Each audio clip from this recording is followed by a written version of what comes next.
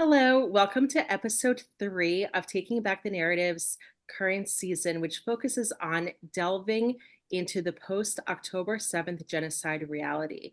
And so, as many of you know who have been following this podcast, this season we have on guests who bring different perspectives. And I'm so honored today to have on Daniella Bloom, who is just a powerhouse across fields. And so, Daniela, first I want to welcome you and just to think back how I first came across, you. It was through Facebook, through some mutual Facebook friends. And I remember being drawn to your Facebook stories because, on one hand, you were talking about relationships and therapy, something that I am interested in. But then you also were talking a lot about politics, and you were talking about politics very passionately. And a lot of people do. But what, again, was very interesting to me, you're talking about going from being a Democrat, if I'm not mistaken, to being a Trump supporter. And that's something that at the time I had not come across very often. And then, of course, you were increasing in your political work. And I was just so thrilled to be on your podcast, your political podcast, America's Voices. So I knew that I had to have you on at some point. Unfortunately, I did not think that this was going to be the topic we would be discussing. But then when I was going through the roster of potential guests for this podcast, you were my top get. I said, I have to reach out to Daniela.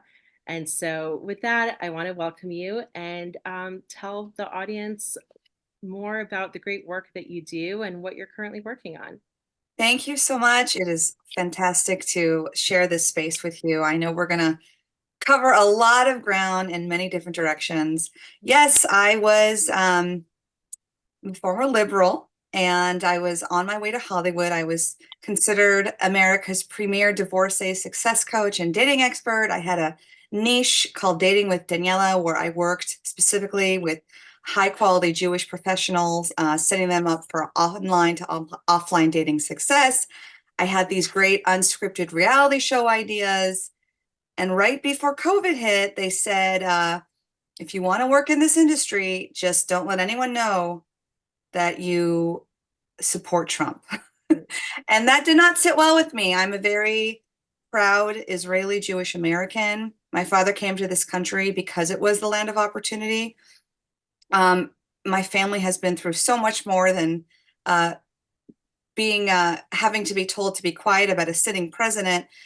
And I saw what they were doing to Trump because I was very familiar with the pro-Pallies did to Israel. They took things out of context. They vilified. They placed blame. They escaped accountability. And I saw that happening in America. Mhm. And what Trump symbolized to me was we the people. And a lot of us became Trump supporters because we became very well aware of our own inherent freedoms being targeted. I am also, like many, have become a protective mama bear. And you mess with my children's freedoms, you mess with my inherent freedoms, you mess with Israel. Now I'm involved.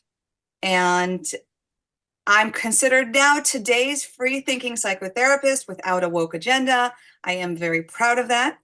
I do believe that the same struggles in our own personal relationships mirror very similar struggles of our nations. We are polarized. Cancel culture is prevailing. Never before have we had so much family estrangement and divorce. So let's talk about it. I think we're just missing nuance, we're missing grace, we're missing accountability. And it's so heartbreaking to see what's going on with our own people and with Israel today. Absolutely. So, just to backtrack a little bit, so could you fill in around what year did you become a Trump supporter? It's funny because I've said this many times. You never forget the day you came out as a conservative. I remember the first time I posted a video that showed me as MAGA. Um, I upset a lot of people, a lot of them Jewish people. Mhm. That I would say was 2019. 2019. Wow. I Okay. haven't So, looked back. I did lose a lot of friends, but I gained so many more, and especially Christian friends. I'm so grateful to be aligned. I have such a diversity of friends now than I ever did before because we're aligned in our values. And it doesn't matter what your religion is, what your race is, it's what your Judeo-Christian values are and how you see the world and how you're forward thinking and can have personal responsibility and accountability and not come from a place of empowered victimhood. And I'm very happy where I've landed, and I'm continuing to use my platform to speak out. I'm already out, so they can't cancel me. and and here I am. and it's also about not caring about being canceled. Yeah. So I think it's a badge. I know it's a badge of honor. When you said that you lost so many friends, Mhm. most people would be sad about that fact. I was proud. I was proud that you said that. I was proud that you lost friends. I lost so many friends.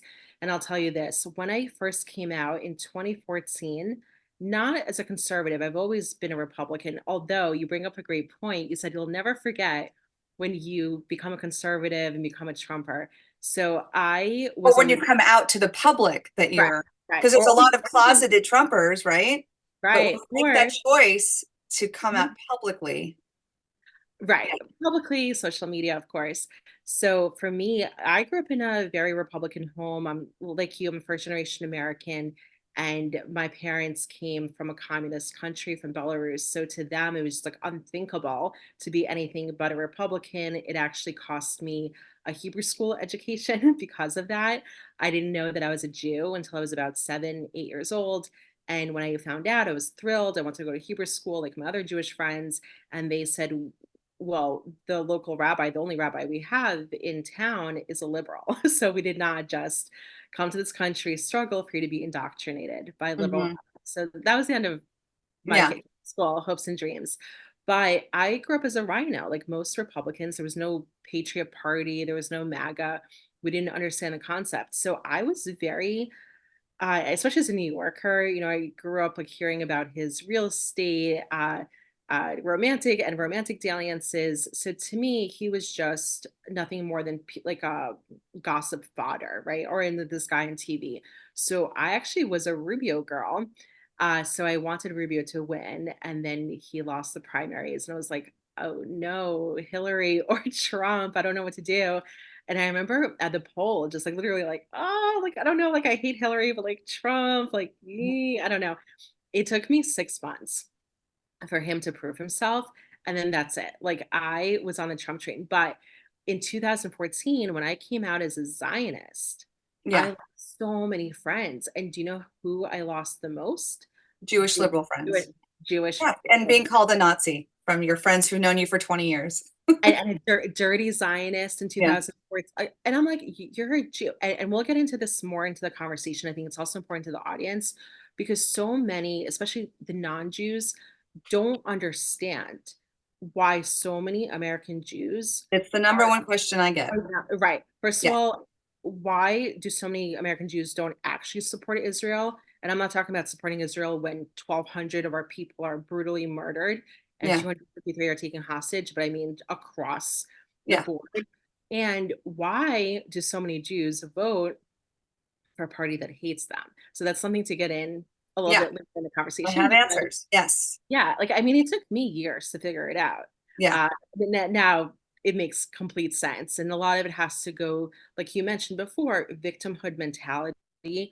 Some of it's stemming from the Holocaust and only thinking of ourselves as victims. We can delve into that a little bit more. And then also not understanding who and what we are, right? So, like, if we think of ourselves as one thing that we're not, then the connection to our homeland, and I was one of those people, so I speak from experience. So connection to the homeland is very nebulous because many of those Jews, my former self, I was anti-Israel for 20 years, and we can get into a little bit why. We'll go back and forth. It ties into a little bit of your background as well.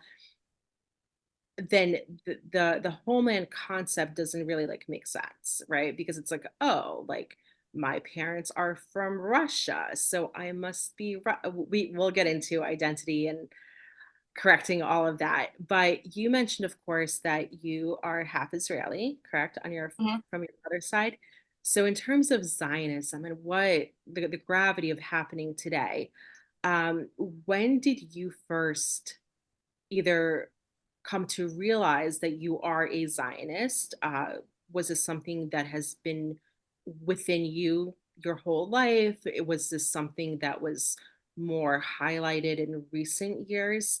And how has Zionism manifested itself within you and your work, your outlook, uh, and the way you interact with your family, like in terms of the love for our people and for Israel? Yeah, so I grew up spending most of the summers of my childhood flying to Israel. I even flew to Israel by myself at 9. Uh, Wow. no fear. Israel to me was such a delicious experience. I spent the summers with my grandmother in Petah Tikva, who I was extremely close with. I walked on a daily basis to all of my family's homes. And I just was, an American Sabra. Like I just took to the people, to the culture, to the music, to the food. Um, the term Zionist is not something that I even thought of myself of because I was just living it. Like Israel was such a part of me, and I mean, it didn't even enter my mind. Does it have a right to exist or not? Um, does it have the right to defend itself or not? It was my home. Mhm. I felt like it was my home when I was there. I loved the people. Clearly, there was such a diversity. You hear the call to prayer, you see every kind of person there. Um, Having to call myself a Zionist today, um, it's so weird. It's like you have to like state the obvious. Like I have to make a case for the obvious, and it was very natural for me to want to be pro-Israel when I went to college. I went to APAC and I did all those things. I mean, I was still a Democrat back then because the Democrats of the 90s are certainly not the Democrats of today. Um, but it was very easy for me because I saw very early on that this tiny, tiny country that is like 8 hours long and 2 hours wide to drive um, was being disproportionately targeted Mhm. and vilified. And I knew the reality because I lived there. And I know the heart of the people and I know the diversity. And I know that most people in Western world and in third world cannot go a day without the aid of Israeli ingenuity making their lives better.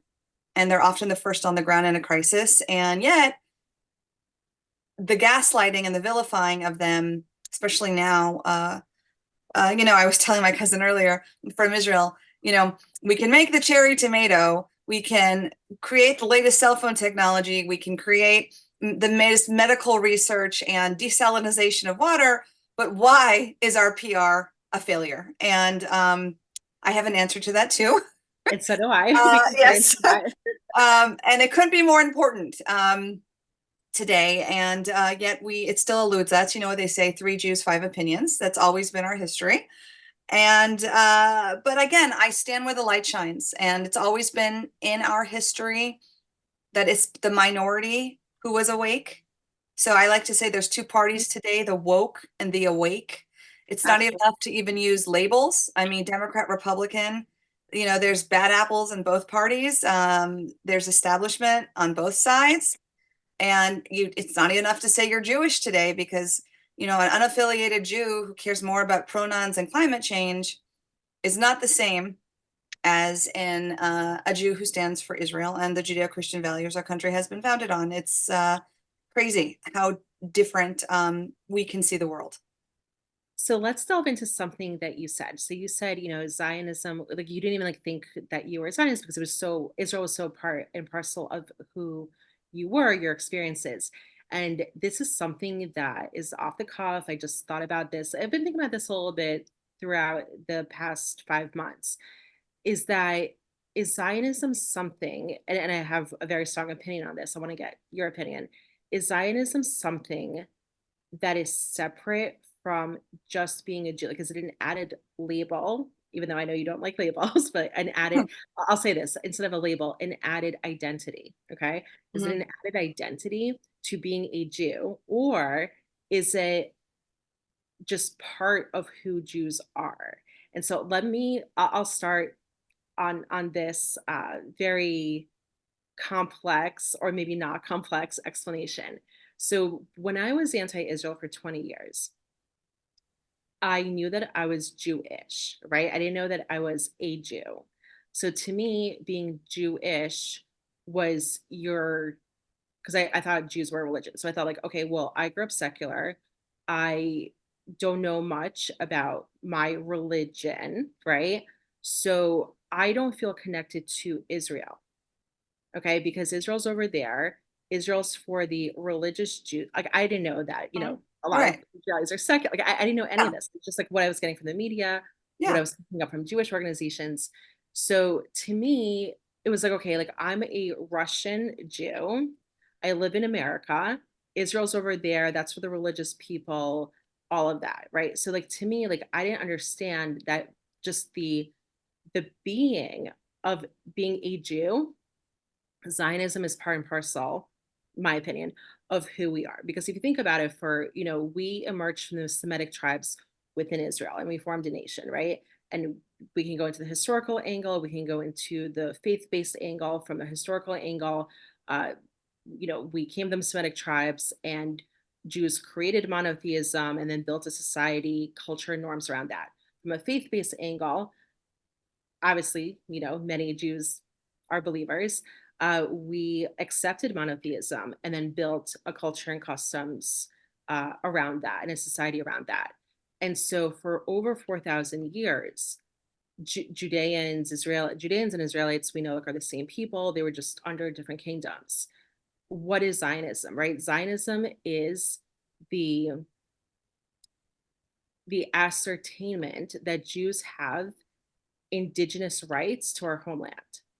And so before the exiles, when King Solomon was sending Jews as far as England to trade, with the locals there, sending them to the Indian Ocean to trade with, those on the other side of the world as well, they always knew where their homeland was. So no matter where they went, these Jews, they were Jews, right? They didn't come to England and become English. They didn't come to India and become Indian. I remember I was interviewing a Cochin Jew who, maybe for those who know, or those who may not, they came as traders to India, and they got shipwrecked and they stayed. They didn't intermarry with any locals. These are the original Judeans.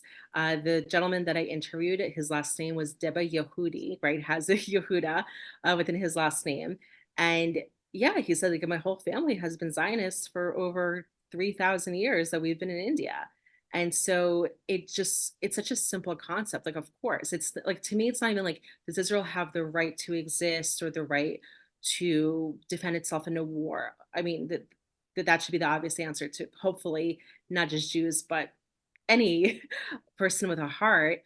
But from a Jewish perspective, it's like we have our rights in our land. Like, we are from this land, right? So how dare these occupiers for the 1,812 years, from 136 to 1948, when Jews, after 20 years of armed struggle against the British, finally were able to free 22% of Palestine. And who knows, maybe in the future we'll free the other 78%, which is Jordan. You never know where life will take. So the point is that of course, right? It's like that's from whence we come, and any indigenous population has rights on those lands. So that's my long explanation of Zionism and being part of being a Jew. Yeah, and obviously there's truth to that. But Mhm. for the people who are not even religious, um, you know, the bottom line is we can argue all day long who's indigenous to what with the sorry, Palestinian Arab camp, because yes, it was called the Arab-Israeli conflict until there was a whole PR stunt in the 1990s where They shifted to calling it the Palestinian-Israeli conflict, for reasons I'm sure you and I are both aware of. But at this point, Israel, I think modern Zionism is just Israel's right to exist and defend itself. And Israel is here, and it's not going anywhere. And there's many secular Jews, Israelis, non-Jews who still stand with Zionism, modern day Zionism today. Um, and if people want solutions, that has to be part of that. And it's very hard to negotiate with a terrorist regime who does not believe you have a right to exist. And unfortunately, the majority of Palestinians to support that mentality, and we have to, deal with that.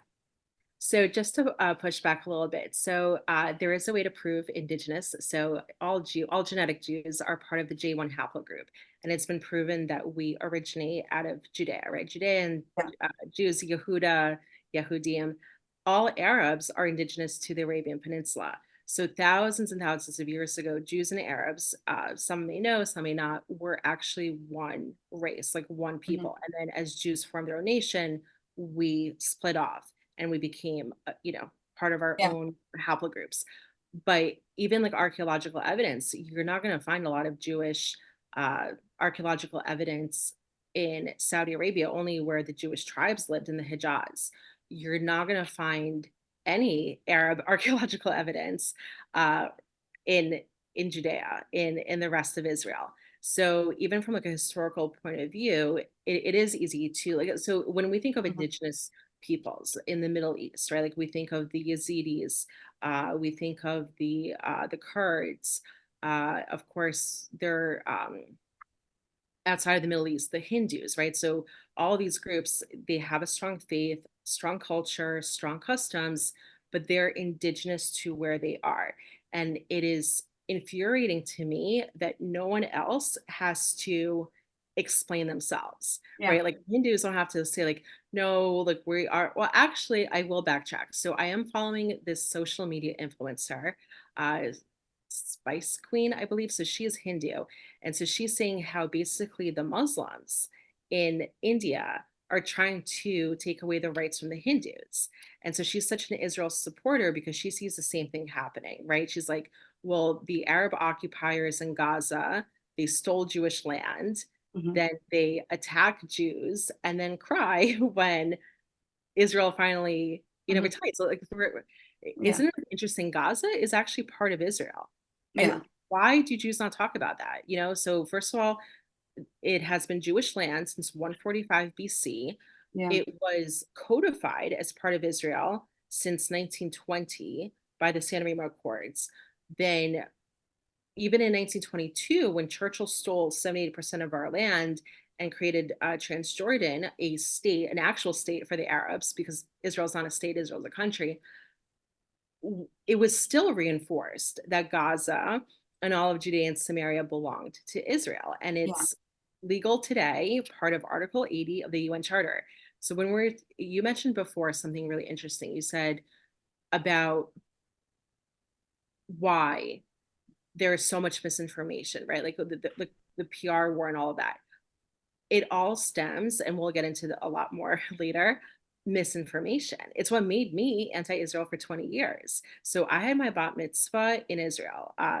My parents didn't send me to Hebrew school, but they said, well, do you want better? We'll have your bat mitzvah on top of the Masada. We'll hire a rabbi. I had no idea what I was saying during my Haftorah portion. All I was thinking about were these proud Judean warriors that I had just learned about and what they faced against the Romans and their ultimate sacrifice. And I just thought that that was such a proud moment. And I felt so proud to be a Jew.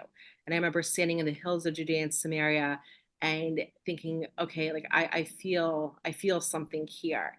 And so I was 13, by all accounts, having that positive experience in Israel where you spent your summers.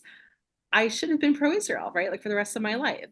But no, a year later, I joined. Well, first of all, I was reading the New York Times and The Economist, so that was influencing me already. But then already post college, I moved to New York. I was joining all these Jewish organizations, and they're just focusing on ancient times, biblical times. and then jumping to 1948, falsely saying that Israel was created, reestablished, rebirthed, or any of these other nonsense descriptors. And none of them, first of all, explained that we've had a continuous Jewish presence within Israel for this 2,000 years, completely skipped that over. And none were explaining that Jews liberated Israel, right? That no Mm. one was talking about the British, like nothing like that. So when we, the communal we, not you and I, when we as a group omit facts, or we ourselves don't know facts, right? Like I was anti-Israel not because I hated my people or hated what I didn't even know was my homeland. I just thought of Israel as, oh yeah, that's the Jewish state. My grandma lives there. I hope she's okay. Like whenever a war would start. But I didn't connect it as like that's my homeland, right? Like those are my people. So all that information was missing. So when I look at the Hamas protests happening outside my window for the past 5 months, I know for a fact that a good 80% of them don't actually hate Jews or even like hate Israel because they actually hate Israel. They hate Israel and Jews now because they have they lack information, just like I did. I mean, like I was never like a Yeah, crazy JVPer and sure. protesting, Yeah, but yeah, had I continued on that path and this would have, happened, who knows? Maybe I would have been part of JVP, and if not now, and all that. All of that comes from misinformation. And so we can talk about a little bit later on in the program about slogan Zionism versus Zionism education. And so Jews screaming free, free Gaza from Hamas doesn't teach a damn thing. The facts need to mhm, be there. And I think that comes back to what, we were saying, like we need to know who we are and being like one and the same with yeah, messaging, right? Like so the three yeah, Jews, five opinions, the time for opinions is over, especially yeah. these Well, days. again, facts don't really matter if the minority in question is doing very well. It's very hard. The Jews have been the ones oppressed, like you said, out of their homeland. I mean, and any Jewish person, no matter where they are in the world, their DNA goes back to the Mhm. Middle East. Of Um, course. but again, it's a hard sell because look what the Israelis are having and thriving on versus the Palestinians. And it just fits the playbook of white oppressor. And so facts don't really matter. Perception has the power.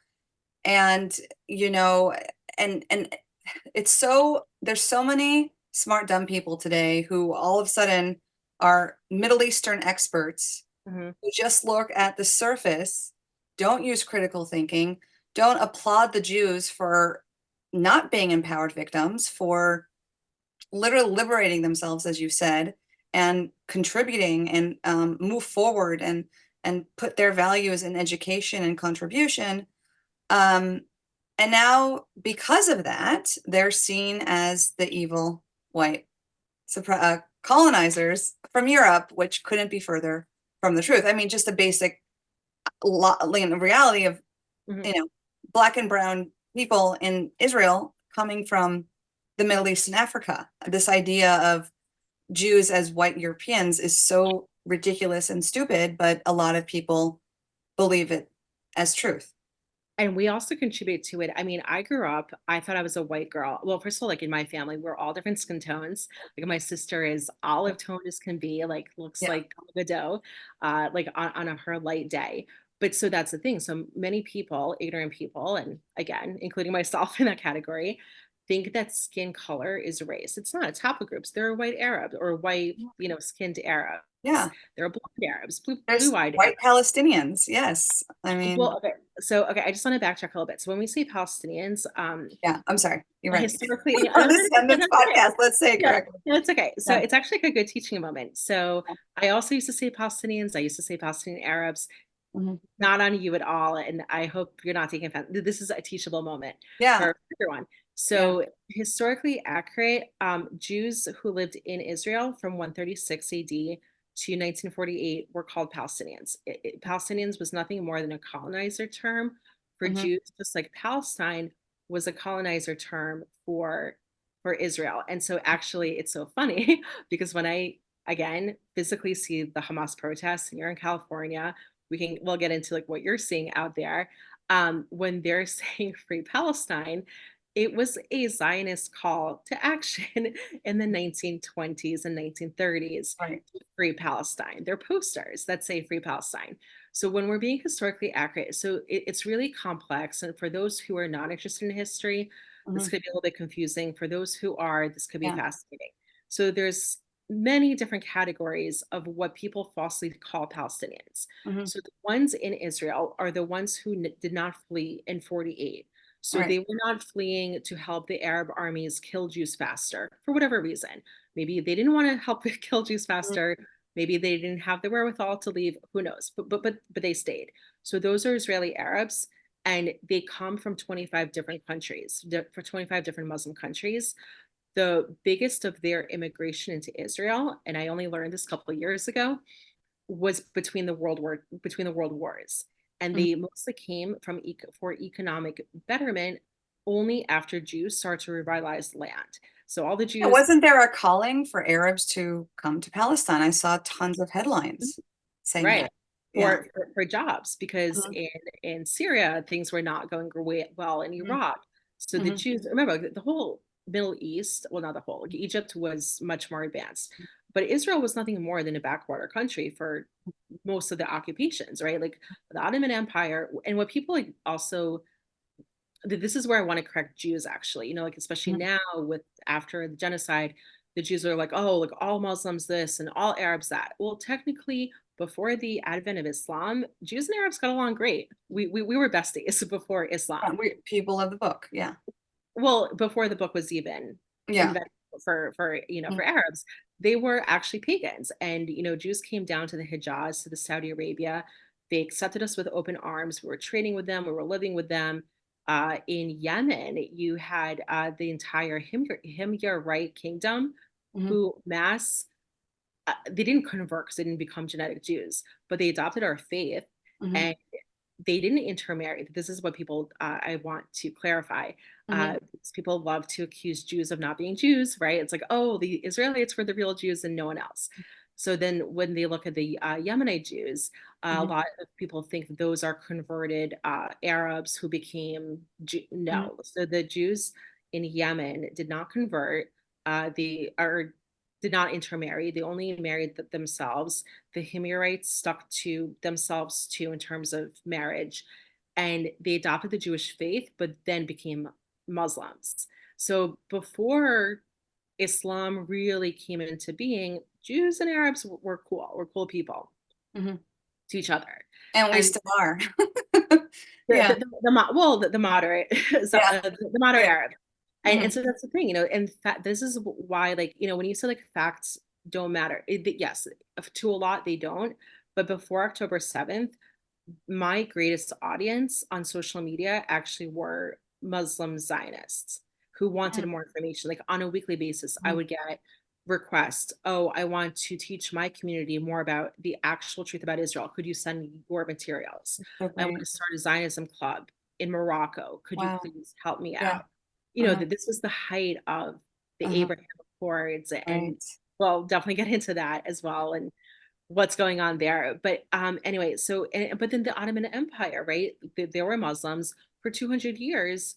They loved Jews. The other 200 years, like all occupiers, Mhm. empires, depending on economic circumstance, the Mhm. rulers would be more pro-Jewish, less pro-Jewish.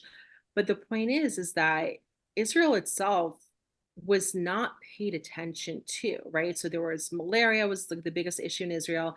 So Mhm. it wasn't until Jews like actually physically start to revitalize our own land, Mhm. that's when the Arabs came in, like, oh, okay, so there's jobs there, there's Yeah. opportunities. I'm not going to die from malaria, moving, Yeah. 50 miles south. Well, So, also Gaza was under the control of Egypt until 1967, and there was no cry of occupation at that time. well, You yeah. know, So going back to the whole Palestinians, right? Okay, so the yeah. Muslims. Okay, so the Muslims in. Okay, so the Palestinians the people who say falsely Palestinians to attribute to the Muslims in Israel, they're not. They are Israeli Arabs because they come from 25 different countries, right? Mhm. Then the Muslims, the Arab occupiers in Gaza, and why I call them Arab occupiers, because majority of them are actually Egyptians. Mhm. They were resettled in Egypt after Egypt stole Gaza in 1948 and settled in over 250,000 of their citizens and Mhm. radicalized them against Israel. So now when people say like, oh, free Gaza from Hamas, all we have to do is get rid of Hamas.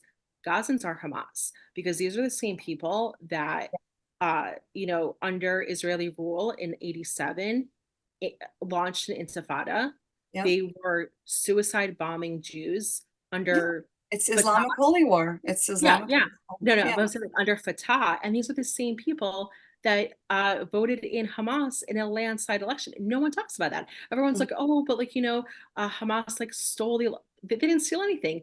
The people that they were throwing off of roofs, the Fatah, Mhm. terrorists, they were throwing them off. And I'm not defending throwing anyone off of roofs, but they were throwing them off of roofs because Yeah. after a year they were not vacating their posts. So Yeah. these No, terrorists were like, yeah, yeah. yeah, I just saw the Green Prince speak, and he's like, yeah. there's just tribes within tribes who hate each other.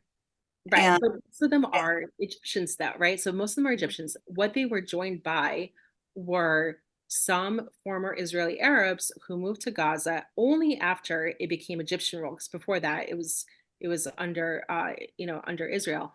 Because again, like Gaza has been Jewish land since 145 BC. Like it wasn't always under. There were synagogues that they just found now that they There were were in. There were 30 um, over, actually, no, I'm lying. There were 36 synagogues in the Golan Heights. There were mm, over 59 synagogues in Gaza at its mhm. height. There was always like a Wow. Jewish majority, and Mhm. the Romans were using Gaza as a slave port to ship Mhm. us to North Africa and into Italy. But then Jews used Gaza after the Roman Empire, Mhm. used Gaza as a Jewish port. And so it was the Sephardic Jews who were coming to Israel, fleeing the Inquisition. Where were they going into? They were going to Gaza. Mhm. Gaza was a major Jewish community under the Byzantines, under every single Mhm. occupier or empire. Jews were there, and Jews were not a minority there. They had great rabbis, and the rabbis would coordinate in Gaza with the rabbis in Egypt. Mhm. It was just not what the media or even Jews portray.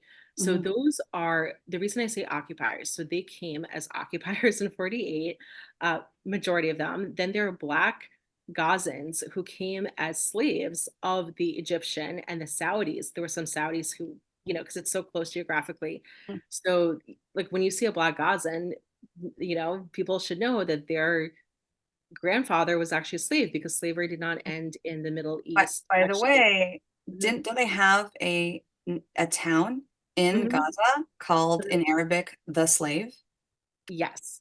Well, no, to correct you, so it's not called the slaves, it's called the blacks, or what would be equivalent to like the N Mhm. word, which we're not obviously Right, using, it's a even derogatory term. like such a derogatory term.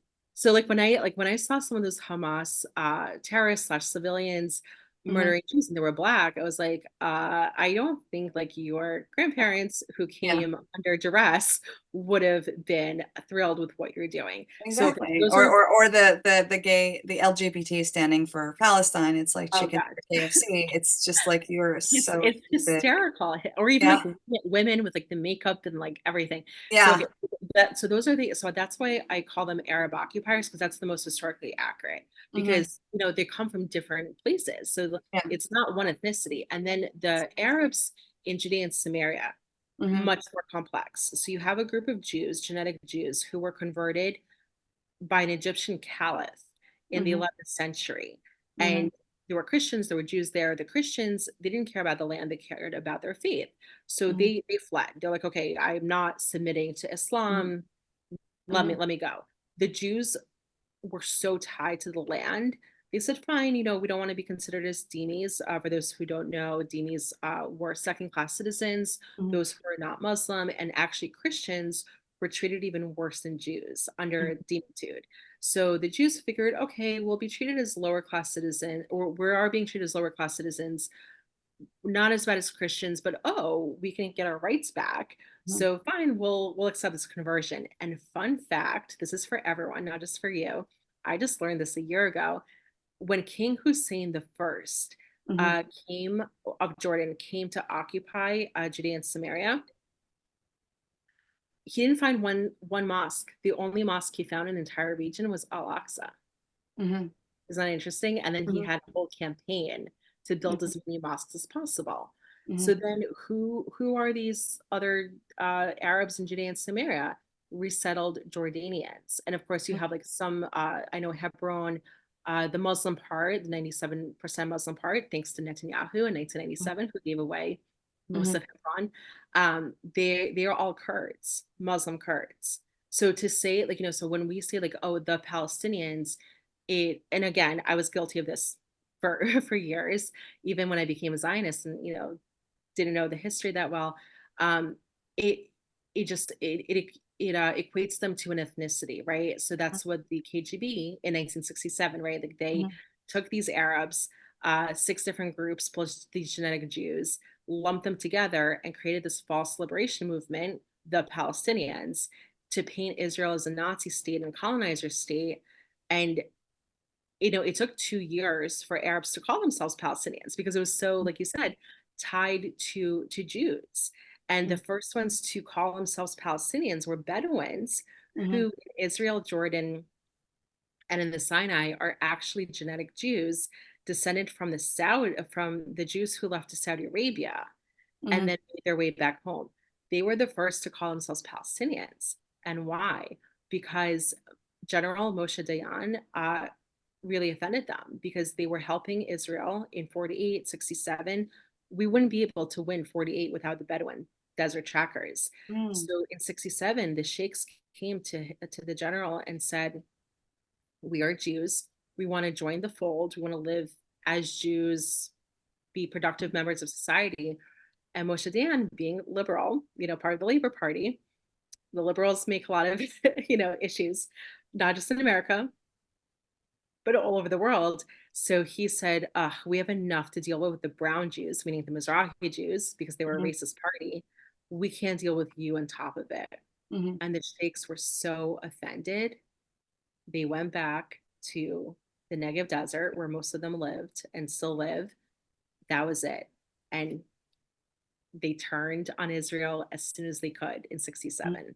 I mean, Mhm. now things are different, of course, but for many, many decades. So that's the thing, like not knowing history, like all you gotta do is like research like who these Bedouins are and hear them out, and we would have had allies much Yeah. sooner and accepted our people.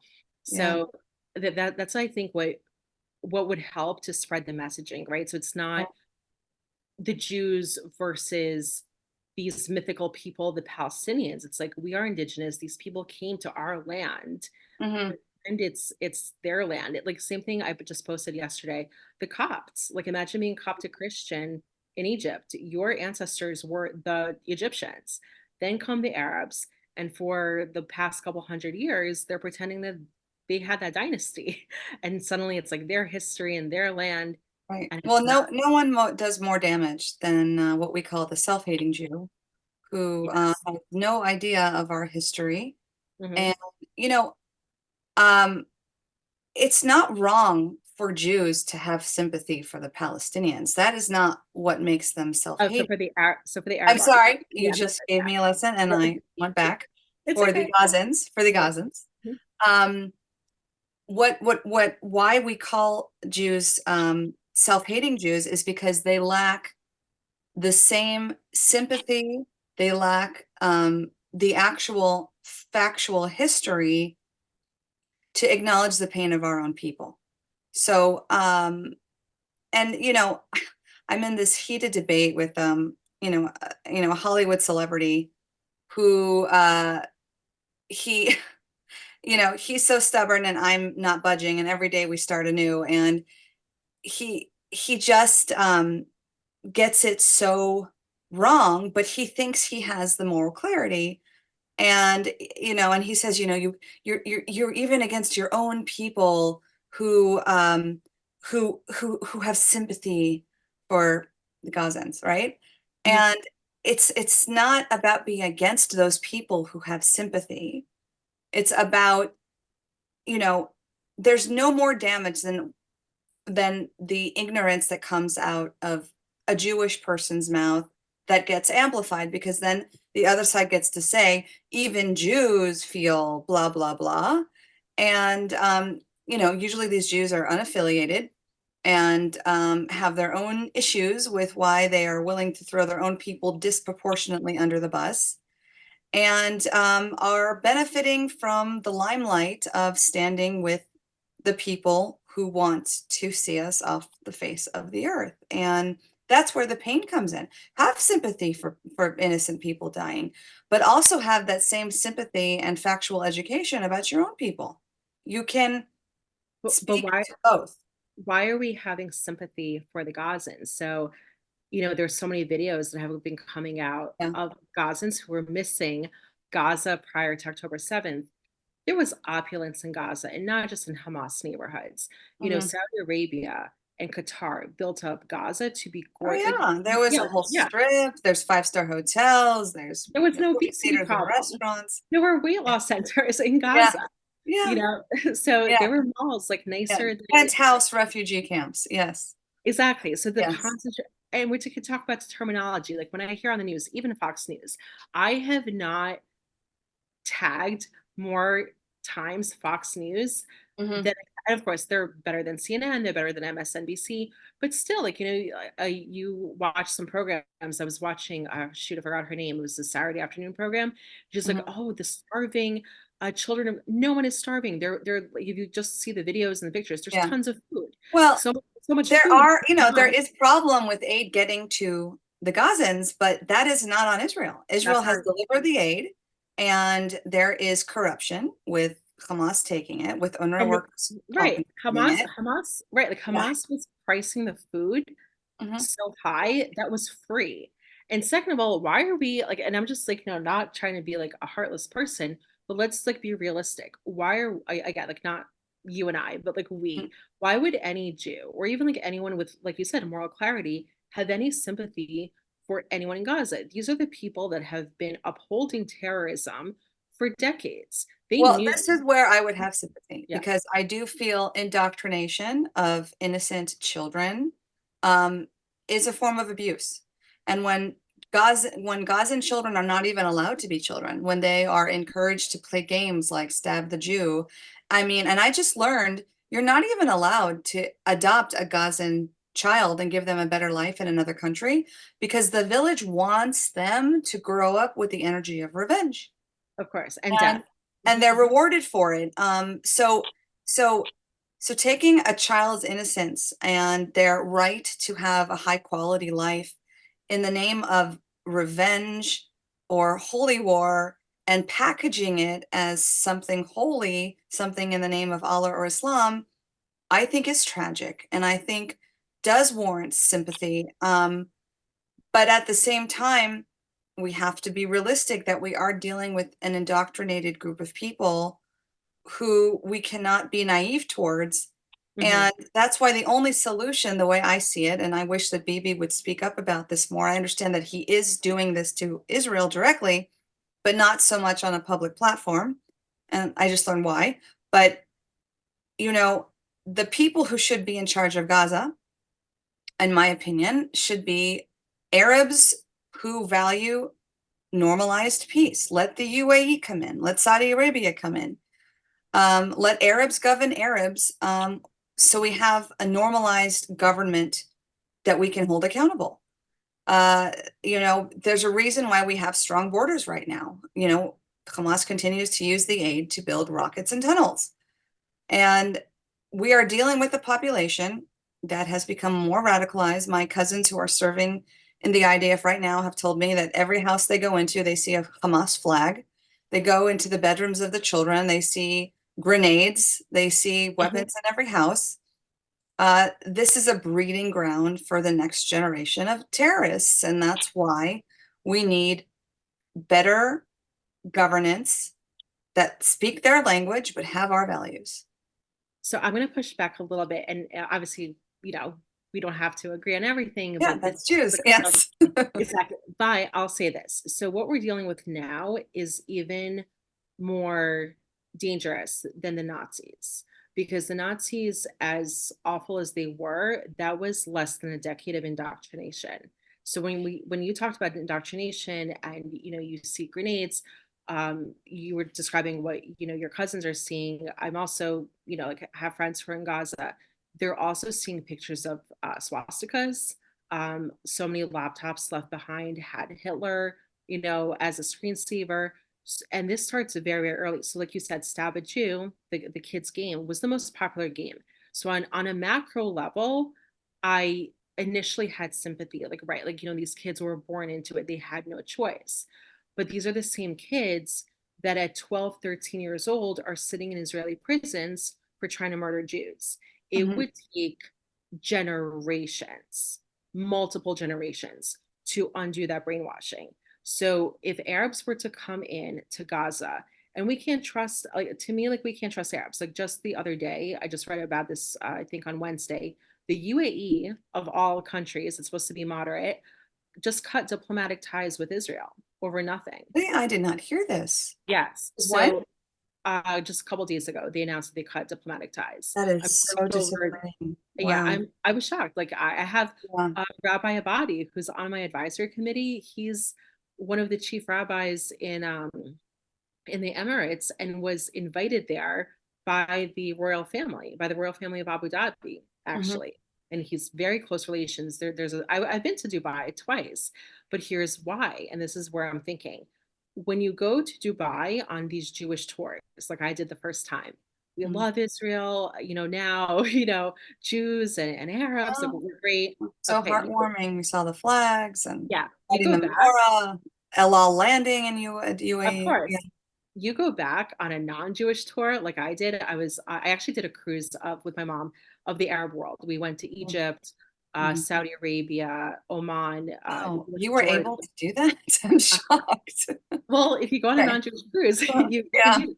Well, Um, because it doesn't, don't you show Israel on your passport as travel to Israel? Isn't that uh, a problem? no, because unfortunately, Israel does not stamp passports, and they Oh, should.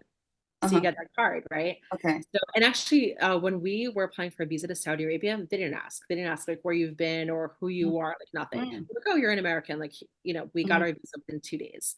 It helps to be on a cruise ship. mhm. Yeah. So, and actually, the Saudis, we'll get into that later. So but by the way, so I will interject.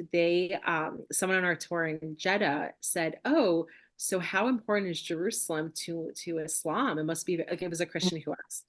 And our Saudi Muslim guide laughed, and he Mhm, said, Jerusalem has nothing to do with Islam. He's like, we have two holy cities, Mecca and yeah, Medina, and exactly. Jerusalem is a fiction of imagination. Like and it Mhm, was always like political, mhm, something about like because Islam is a real religion, so their aim is to convert. So they were the converts who were coming in from the Balkans and other parts of the Middle mhm, East. It was hard to reach mhm, Mecca. They mhm, started using Jerusalem, mhm, after the mhm, Arab occupiers took over. So it was a lot of things, but anyway, it's not holy. So I ended up in the UAE, and the reason I'm telling you this or sharing because this is germane to their recent announcement, I think. So we had a Indian Muslim driver and a Pakistani tour guide. They got along great together, right? Both mhm, Muslims. So they didn't ask questions like who we are and look, I'm a proud Jew. But, in certain parts of the world, if someone would ask, what's your background? I'll say I'm a Jew. But mhm. it's not something that I would volunteer. Sure. I would be like, hi, I'm Mhm, Lorena, yeah, right? right. But anyway, so they didn't ask. But then they took us to a more Muslim part of the UAE, like a more religious Mhm, part of the UAE. mhm, And we went to the Museum of Islamic Civilization, learned a mhm, lot. mhm, Look, Arabs contributed a lot to the world with astronomy and mhm, science, other parts of science. We'll mhm, give them that credit. But then there was this huge replica mhm, of what they call Al-Quds. mhm, We know it better for the actual name, Jerusalem. mhm, And so he just like went on and on and on about Palestine and Al-Quds, like mhm, with anger. mhm, And my mom and I like looked at each other like, mhm. what do we do now? Yeah. So the population of the Emirates, it's about only 12% Emirati. And they're the more moderate ones. They're the more educated ones. They didn't grow up hating Jews. I mean, Mhm, they grew up like hating Israel a little bit, like Israel was not mhm, included on the map, but there were no Jews in the UAE for the government to scapegoat. It's not like in Mhm. the other Arab countries or Yeah. other Islamic countries. So, their Well, there's government. no Jews in Qatar either, and not the biggest fan of Jews or Kuwait. Very good point. Okay, so okay, you have a point. So okay, so the UAE was a little bit more ahead of its time in Yeah. terms of Well, they're because how they're they're driven by capitalism and they understand that there's a value to tourism and normalized relations. you would think Qatar too, but Qatar chose Yeah. a vastly Yeah. different path. Right. So, although they try to dabble in both, like I know they had a PR Yeah. trip where Dershowitz went on and he Uh-huh. was touting how amazing Qatar. I'm like, what are you doing? It's a terrorist.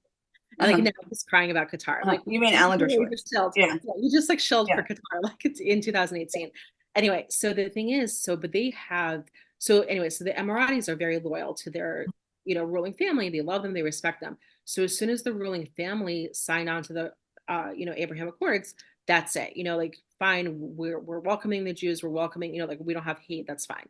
They were able to turn very quickly.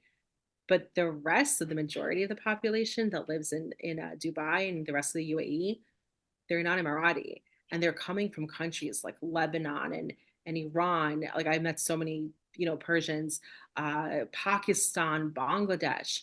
Mhm. They all came with that hatred of Jews, that hatred of Israel.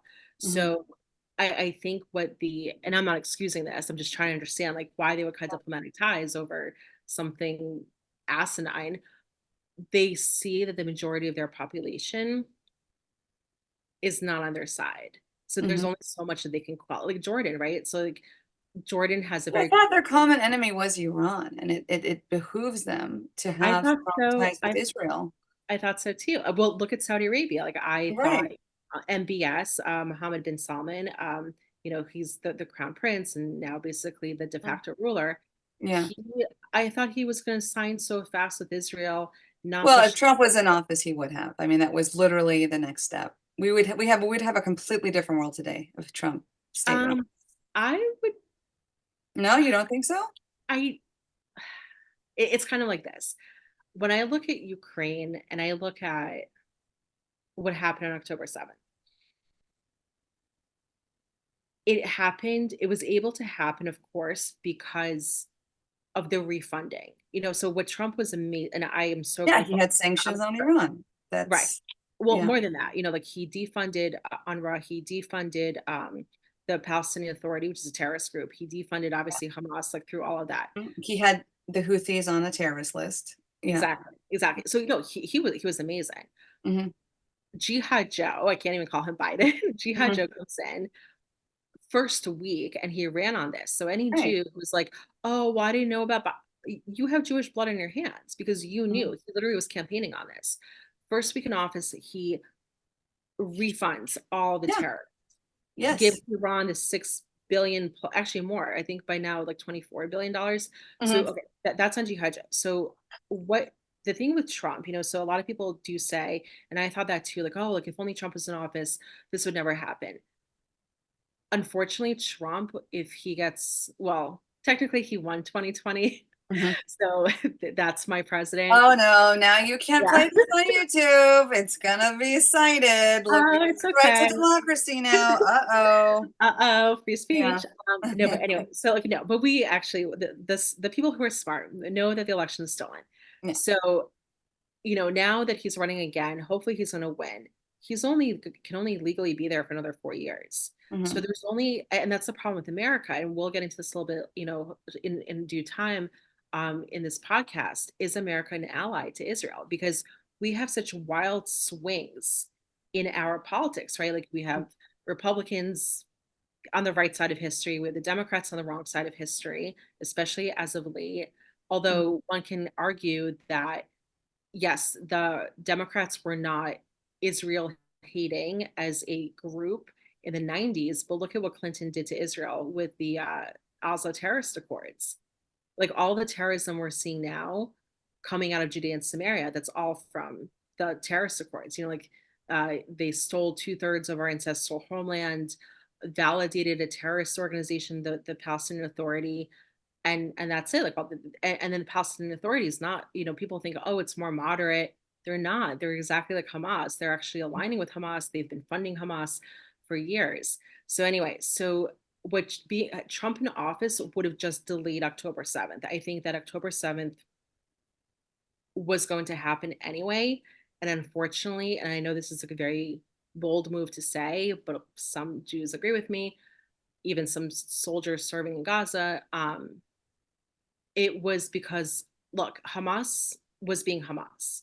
Hmm. The Arab occupiers in Gaza were being the Arab occupiers in Gaza. They were not hiding it, right? So that's when we were talking about like indoctrination, right? So the Nazis were kind of hiding it, right? Like, yes, like they were clamping down on Jewish rights, but when they were initially running, they were not running on like, we're going to kill, exterminate the Jews.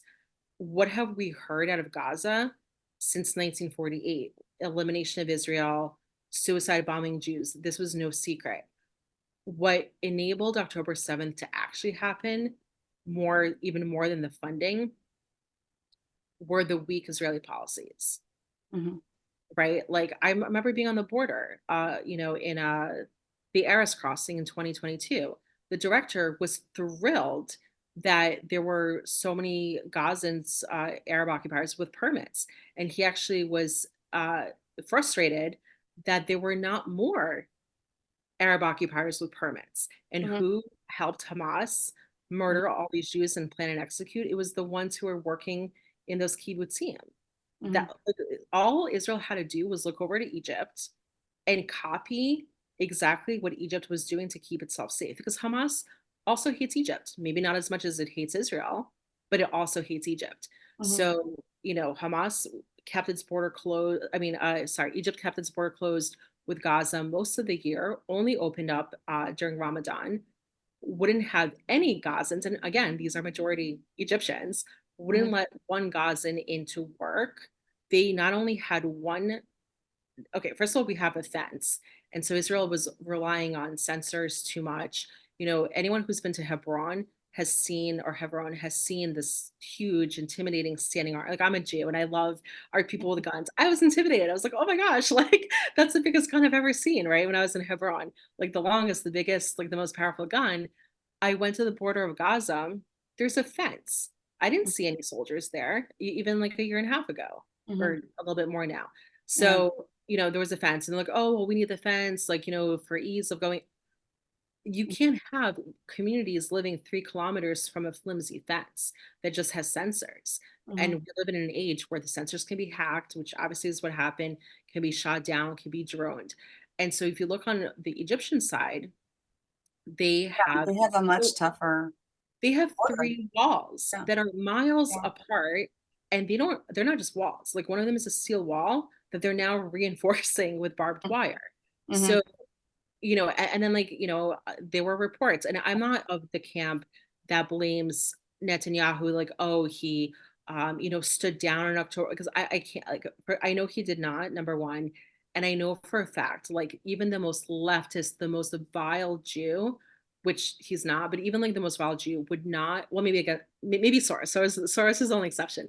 So except for Soros, no Jew would let their people just be murdered. Hmm. Like, no, I don't think anyone would just like stand down. Hmm. But the thing is that there were IDF commanders that were being told for a long period of time by their, junior staffers, hey, something's going on in Gaza. Gaza, like they had drones over Gaza. No, They he underestimated the threat for sure, and that's what he's guilty and of. that, I don't think right. he ever would have wanted Jewish blood. No, Israeli no, no, no, blood no. And spilled.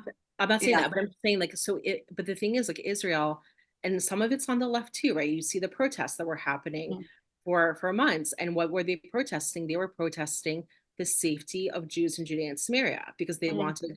they were against judicial reform. And the Mhm. Supreme Court in Israel is unfortunately very leftist. Maybe you Mhm. can get into that a little bit more, because I only know general, the more general Mhm. topic of that. I don't know why.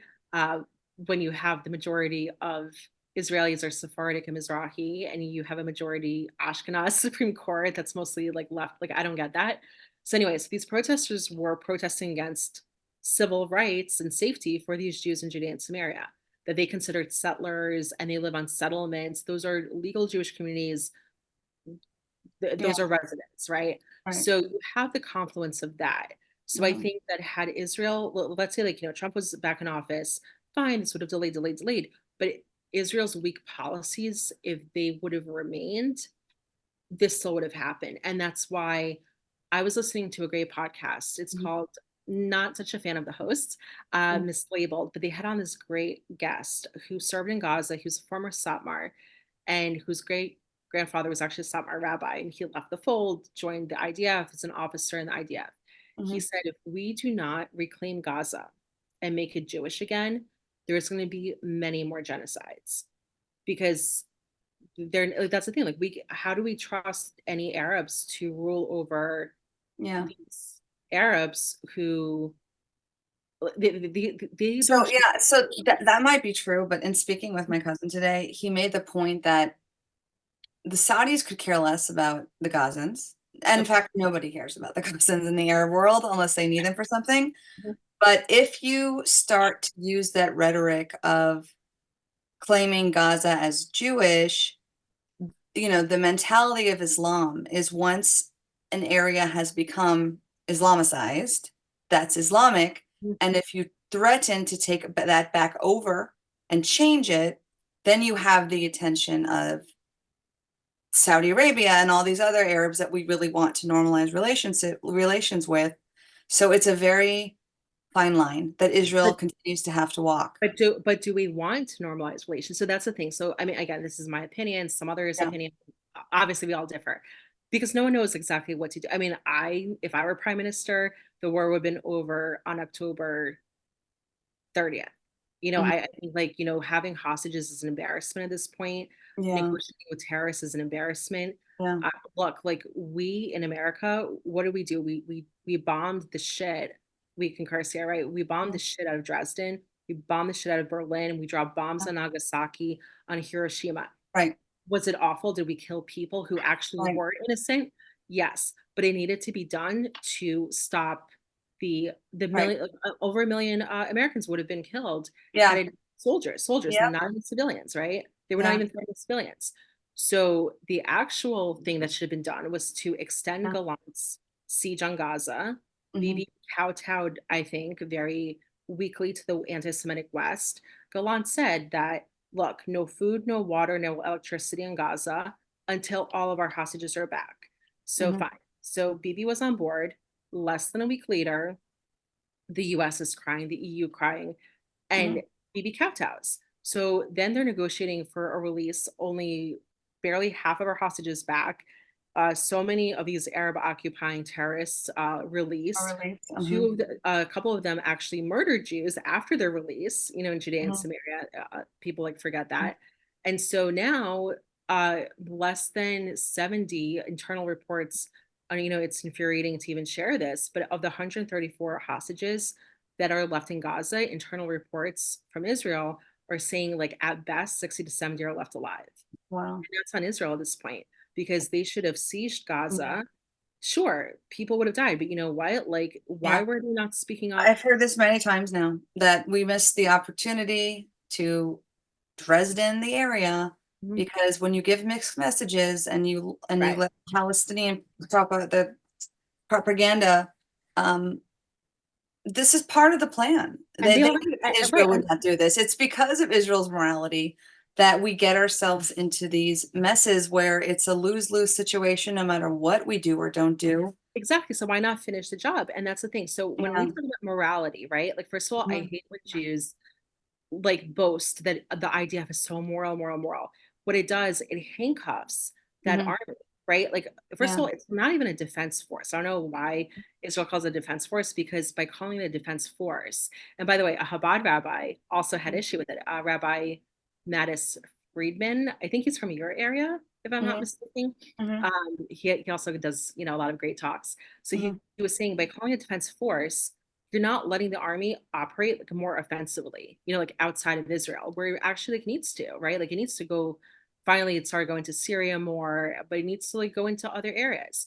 But the thing is, by saying, like, oh, but we're moral, well, when aid workers that are tied to a terrorist organization are killed, well, these same Jews are like, oh my gosh, like, these aid workers, without doing any research. And on top of it, Israel's being moral. You know how? By not raping, not beheading, Mhm. not mutilating, like literally not Well, eye for an eyeing. not carpet bombing. I mean, Right, right. that's, And like you know, that's the thing. Well, first of all, they couldn't carpet bomb because we have hostages. But the thing is, right. like a smart general, well, Mhm. Would go have on to describe it. assessed the whole situation. What and the Yeah. thing how to get back our hostages would have been also if the siege did not work, it would have. And I remember Golan saying, like, someone asked him in the beginning after everything, after the genocide, he's like, "Well, if we bomb Gaza, like how many Gazans, will be affected?" And Golan said, this was back end of October, Mhm. "We'll see how many are left." Mhm. Because he wanted like elimination of the Yeah. Gaza population. And so if that didn't work and the hostages, meaning the hostages wouldn't be back even after that, what do? You put them in detention camps until the hostage, because who's Mhm. hiding our hostages? Yeah. Hamas is right. Like Hamas is not lying in this one aspect. When Hamas says we don't know where the hostages are, they're right. They sold them off to the different organizations, and not just Hamas in the Gaza Right. Strip, also Right. Islamic Islamic Jihad, Jihad, other. yeah. Mhm. Oh, I'm sorry. Which one did you say? I know the same one. Go ahead. Yeah. Okay. And Mhm. then a lot of civilians are hiding them in their homes. Mhm. So what incentive do they have? Hamas is no longer in power in Gaza. It's not. So these families that are hiding these innocent civilians that are hiding our people, holding them captive and raping them and beating them, they don't have to listen to Hamas. Like, Hamas, let's say tomorrow decides to Mhm. be like a human being and say, okay, you know what? We've had enough. The war stops. Here are all your people back. Even if they, call out to their population to release the hostages, they have no incentive Mhm. because like now you have the Palestinian authorities involved, and then they're selling off like so many connections, and they're getting money for that. Oh, yeah, and they're getting the best PR ever. They have Mhm. And how many of them probably ended up in these Egypt, like through Floridians. those tunnels? So Yeah. that's the thing. So it's like the morality that we put on Israel is so Mm. unfair because again, it was not attributed or it was not forced upon America during World War Yeah. II or even under Trump. Like Trump went after ISIS, so hard, eliminated ISIS. We didn't hear an outcry like, oh my gosh, like why are you killing, this person, like it's what's needed to be done. Well, again, but when it comes to the Jews, everyone wants to be involved. Everyone wants to come to the anti-Semitism party and bring the double standards and the disproportionate scrutiny. But let me ask you something. Why do you think this happened? What do you think that this was all, my enemy and my enemy is my friend? And at the end of the day, the US gets to sit back and watch Israel now fight a war with Iran? Um, why do you think this happened? And what do you think could have avoided this? So we can go back to like what we mentioned before, like how America treats Israel, right? Like, so for those who maybe know or not know, so Vivek Ramaswamy Mhm. was getting, I would like to know your opinion because we didn't talk Mhm. about this off camera. Yeah. And we didn't talk about it when it happened. So well, obviously I'm voting for Trump, no matter what, because obviously he's better than the alternative. Yeah. But I Although, really yeah, love I do love RFK, and he's very pro-Israel, very Vivek. clear. I'm a fan of him too. So anyway, Oh, yeah, okay, good, good. yeah, And he is pro-Israel because he yeah, saw, yeah. what happened. Although technically his father was not killed by Right. an True. Arab, he was Yeah. front, No, but but I've heard still, him he speak has the many, moral. many times on many different Do podcasts, on many different liberal journalists, and he is very clear on the situation. you think he would ever join forces with Trump as like a VP, for I example? actually was able to ask him that personally, Mhm. and no. A lot of people would love that, and I think it would really solidify their election. Mhm. But no, listen, I think Trump will win. The question is, will they still let him be president? I do think they're going to still try to throw everything in the kitchen sink at Trump as they continue to do. And I think RFK is not a bad plan B. But they're also doing everything they can to ensure that he doesn't run also. That's the irony, I right? think I They think they scream gave threat him. to democracy, and they are the most anti-democratic movement since we've ever seen. when they don't allow candidates to run and they hijack social media and have them do their bidding. But so back to Vivek though. Oh yeah. So what Yeah, you Vivek, want to know what I think about him? well, in terms of what he said, right? So like I was Yeah. on board because again, like I know that he didn't have a chance to like win the primary, but like, of the ones who were running, I liked him the best. To me, he was a fresh voice. And then my phone was blowing up, like, oh my gosh, Vivek hates Israel, this, that. And I wanted to see for himself like what he said. So you you can add to it if I'm missing something, but he basically was saying like, look, like we're treating Israel as a child. Israel is a sovereign nation, and in Hmm. terms of this war, Israel needs to do what it needs to do. Now there was a question of aid, which I agree with him wholeheartedly, even though he never said that he was going to cut Israel off. Like, okay, and I Hmm. think we need to clarify a lot on this, Hmm. because even many Americans don't understand. So you have a lot in the Libertarian Hmm. Party who are isolationists, which is fine. You can be isolationist all you want, but don't target Israel Hmm. only, right? Like when you talk about aid, like, oh, we fund Israel. Hmm. I remember being at RJC, the Republican Jewish Oh, were Community. you there? Were you there in October? No, I Oh, left them in 2021 because okay, because I was there, so I heard okay, them all speak. Yeah. okay. So to me, I left again. This is personal opinion. To me, I left in 2021 Uh-huh. because to me, I thought that they threw Trump under the bus when all of the election bullshit was going Uh-huh. through. Okay. And I had words with what's his name? Matt Brooks about Uh-huh. that. Like I thought like he didn't do enough, like in Georgia. I didn't think he did Hmm. difference of opinion. But anyway, I was really involved with him for 4 years of Trump.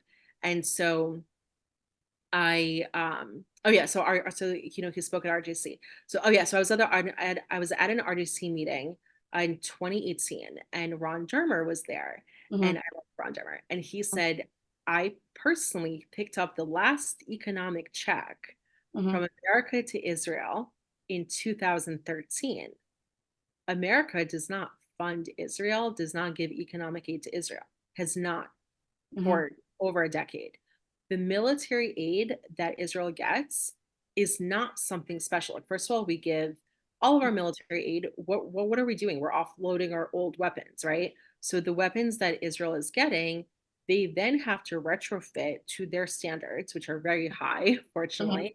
They have some of the best weapons in the world. So they retrofit to their standards. And then what they upgrade with their technology, they then have to sell back, or not sell back. They then have to share with the US Hmm. for free. So the Hmm. US is benefiting, right? Like, Oh, for sure. I mean, Israel's not allowed to buy it from anyone else but the US. I mean, there is complete ROI on mhm, on financial, but also in trade in terms of the highest intelligence for mhm. security. Uh, it's very different than the non-ROI of aid to Gaza and Ukraine. So Exactly. it bothered me so much when I saw our own base being divided on this issue, like Tucker, like Candace, lumping in Israel with Ukraine and saying we're America first Mhm. when it's not equal whatsoever.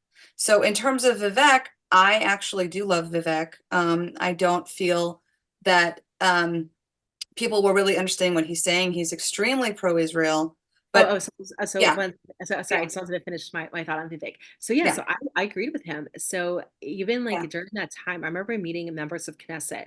I was at some Center for Security Policy, a great organization, a great think tank. So they had on some members of Knesset, 2017-ish, and they were saying the elephant in the room Hmm. in Israel, we want America out in Hmm. terms of military involvement, in terms of like the military weapons. And we were just shocked. We're like, why? Like we didn't know that. And they said, yeah, it's actually hurting us because our production is suppressed. They Hmm. have this wonderful what's it called, IWI, Israel Weapons Institute. So Hmm. because weapons are coming in only from America, they Hmm. can't develop their own weapons. Hmm. And they said all of this military aid, Hmm. and I remember she like, Yeah, funny quoted, all this military aid comes with anti-Semitic policy strings, depending on the administration, yeah, obviously the Democrats. right. So she's like, we can't live like this. And then look what happened after the genocide, and Israel now has a war. uh, the Jihad Joe administration was not, releasing those weapons. So now Israel said, okay, well, we're going to ramp up our own production because we Hmm. can't rely on America in the middle of a war. Although, didn't they bring out Hanger? Wasn't that one of the first things Biden did was bring? Uh, that was in the beginning, but like Yeah. they needed weapons. Like I remember Apache helicopters were needed Hmm. desperately, Hmm. and he vetoed that. I remember that, or like last week, he finally released weapons, and like the liberals were like, look, like Biden's a Israel supporter, like these Jews who still vote for Democrats. Okay, so let's do a little research on that. The Jews who are applauding that, those were weapons that were owed for years to Hmm. Israel that were never released. And it came with conditions. You can only use these Hmm. weapons against Hezbollah. Do not dare use them in Gaza. Right. So So you're once, saying if we detach ourselves from American aid, Israel can do what they want and doesn't have to answer right. to anyone, and they can start to have their own productions. Yeah. So like what I'm saying, so Vivek himself did Mhm. not, again, this is like my opinion. He's just saying, like, look, like they're an independent country, sovereign country. Like if they want to go after Hamas and Mhm. Rafah, like I remember he was in Yeah. a podcast, he said something about Rafah. People were like, "Oh, do you think Israel should go into Rafah?" It's like I'm not the Israeli prime minister. Like the Uh-huh. Israeli prime minister should decide whether Right. to go into Rafah. Meanwhile, we have, Democrats debating Mhm. about Rafah. So that's the Mhm. thing. So like, America being and this is what I put on Jews. Like for years, Jews have been saying like Israel's a state, Israel's a state, Israel's a state. When you call Israel a state, not you, I'm saying like Mhm. as a community, Yeah. then people treat it as a state, as a vassal state. Mhm. So it's Israel's job, and I put this on Netanyahu and Lapid before, and Gantz and all of them, start acting like a sovereign country. So Mhm. do what you have to do in Gaza, do what you have to do in Judea and Samaria, because that's also a genocide waiting to happen out of Judea and Samaria. People are not talking about that except for like the soldiers. They just arrested 4,000 terrorists Mhm. after October 7th out of Judea and Samaria alone. Mhm. And they're all Hamas supporters. Like Abbas, he is a terrorist, he's a dictator, but the reason he's not holding elections for now 16, 17 years, he knows that he would lose to Hamas. Mhm. This UNRWA, that was problematic in Gaza, is teaching these kids in Judea and Samaria. Mhm. So Israel, yeah, like I don't think that Israel, and I wrote an op-ed about this, I don't think Israel should have relations with Saudi Arabia Mhm. as long as Saudi Arabia conditions this anti-Semitic two-state solution. They're like, and where is Bibi to say, hey, Saudi Arabia, there Mhm. has been a two-state solution since Mhm. 1922. There's an Mhm. Arab state on our land called Jordan. Mhm. We go. Here's your two-state Yeah. solution. So it's like the Israeli leaders are trying to like appease too many people, not Mhm. share their history, and like they lived for 75 independent years without Saudi Arabia. It's fine. Mhm. Like wait until Saudi Arabia comes into their consciousness, into Mhm. their conscious, right? And then deal with them. Because when we give away land, when we give away our safety and security, this is what happens. Mhm.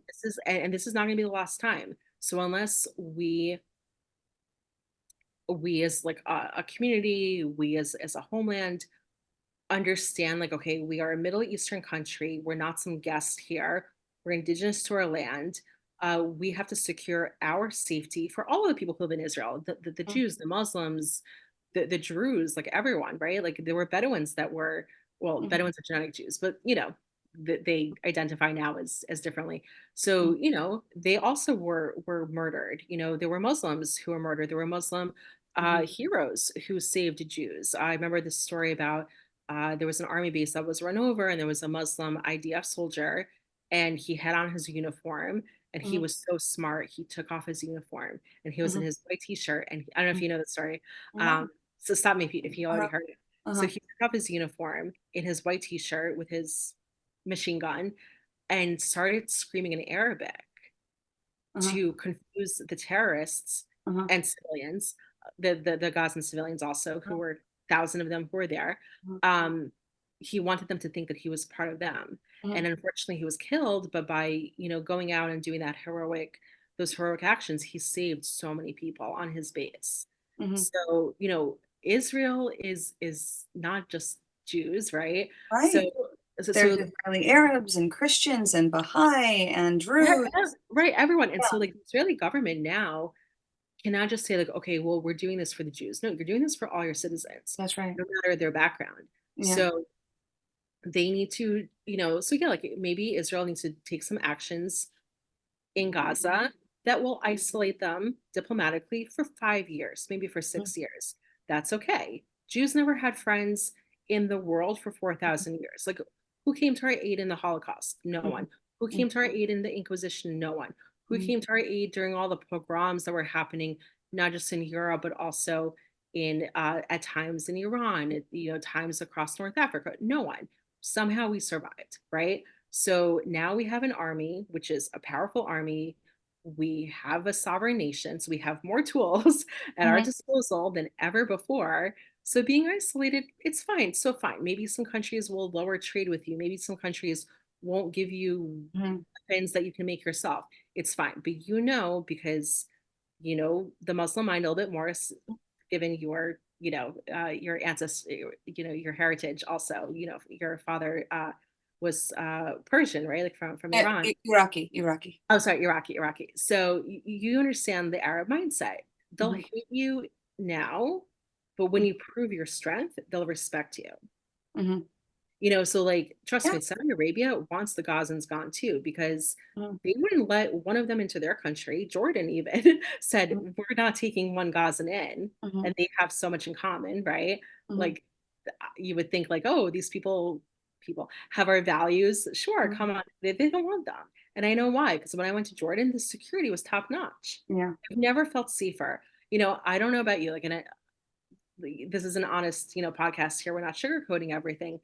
I remember for years, people would tell me, like, "Oh, you're going to Israel? Be careful, you're going to Israel." And I was Mhm, like, "That's so anti-Semitic to say." Like, I mhm, feel great in Israel. I feel so safe. There's mhm, undercover protection. There's soldiers everywhere. And then you go to Egypt, mhm, and then you go to Jordan, mhm, and then you go to Saudi Arabia, and you don't know what safety is until you get to those countries. mhm. Their checkpoints are everywhere. The anti-Semites were screaming about checkpoints in Israel, right? Like in Yeah. Judea and Samaria. Yeah. Okay, okay, so we won't have another checkpoint. Uh-huh. You go to Egypt, Danielle, I went through 10 checkpoints in one day Interesting. Wow. going to the Was southern, this was this during touristy sites or just like just everywhere, oh, going that's from, nice. driving from Alexandria to Cairo. Mhm, Yeah, Alexandria to Cairo. There were multiple checkpoints, and mhm. not just like, hey, I want to see what's in your car. Get out the bus, Wow. take all of your bags, Wow. men go to the military male officer, women go to the military female officer. They're going to like literally check your body as if they're dating you, kind of Wow. thing. Well, like if they check Uh, crevices, like uh-huh. only a spouse should, check. All And right. then you go through your bags, like literally Uh-huh. dump out your bags. Then you go through a metal, yeah, Uh-huh. like it's time out of your day, but again, safety. So what CC did, he I give him credit. He may not be that pro-Israel, but I give him credit because he protects his people. They Mhm, had a huge terrorist issue. The Muslim Brotherhood was running amok. He gets mhm. into office, he Yeah. kills all of them, Mhm. most of them. The ones he can't kill are Yeah. sitting in Egyptian prisons that are actually prisons. They're being tortured and all sorts of human rights violations. And that's it. He secured the borders. Hamas was bothering Egypt too. He Mhm, flooded the tunnels with sewage. mhm. There was outcry. He didn't care. He's like, I don't care, you Yeah. know? And I remember like asking a tour guide in Saudi Arabia, I said, there are human supposedly violations with safety standards here. How does Saudi Arabia deal with it? And he laughed. He's like, we don't care. He said, our first priority is the safety of our people, you know? So Yeah, that's we the thing. see we see it in El Salvador, right? I mean, Right. law and order uh Hmm. makes a difference. And he also doesn't care. He's like, I don't care what people think. I care about my citizens. I care that we went from the most homicide filled, country in the world to now the safest in the hemisphere. So I would want Israel to and many Jews, who have that chatter towards Israel, to switch their mindset. Like, okay, yes, it doesn't look good, but this is what needs to be done. And this needs to be done so we don't have 2,000 Jews being murdered in the next like 3 years, because they're not going to stop. Like, that's the thing. Like, if we again, I'm not disagreeing with you, like no one knows what to do exactly with Gaza. Maybe we make it Jewish again because, like when Jews left, look what happened. Mhm. Maybe it does need to go to some more moderate Arabs, but then who do we trust, right? Because like Qatar is going to go in, refund the not so moderate Arabs, make maybe an even stronger Hamas, right? Because like Hamas is not an army, Hamas is more of a concept, Mhm. right? It's the same thing with ISIS. Like you can beat ISIS militarily, but now you see pockets of ISIS reemerging, right? Because it's like Yeah.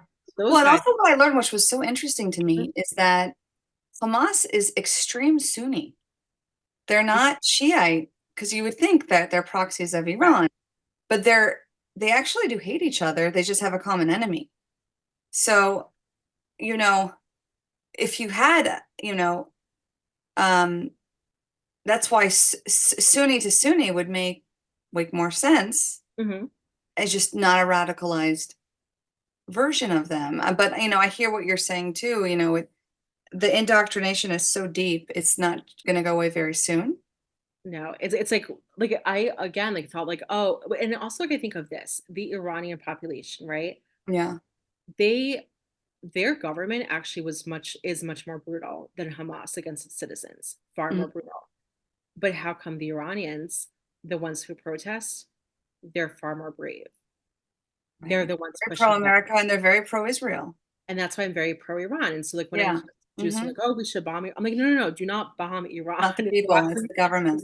it's like right, Yeah. it's the last thing you want to do. And actually Yeah. I just read that they're the Iranian protesters or whoever the spokespeople are, Mhm. they sent a message to Israel and they said, we're ready to work with you. Wow. These are the areas to strike. Uh-huh. Obviously the Wow. Ayatollah and his henchmen and Uh-huh. all the government sites, they said like we are ready. Wow. So They want whenever to be liberated. They want Mhm. to be, they remember how it was before the fall of the Shah. Exactly. So if and Yeah. also the younger people who never remembered, Yeah. before the job, but they know what's right and what's wrong. So Yeah. I would never be against the Arab occupiers in Gaza if they had a morsel of moral fiber that Right. these Iranians do. Right. Like fine, like maybe Israel should save the 100 of the Gazans who are protesting Hamas, but like you Right. literally had since 48 to speak up. You didn't have Right. to lift Hamas.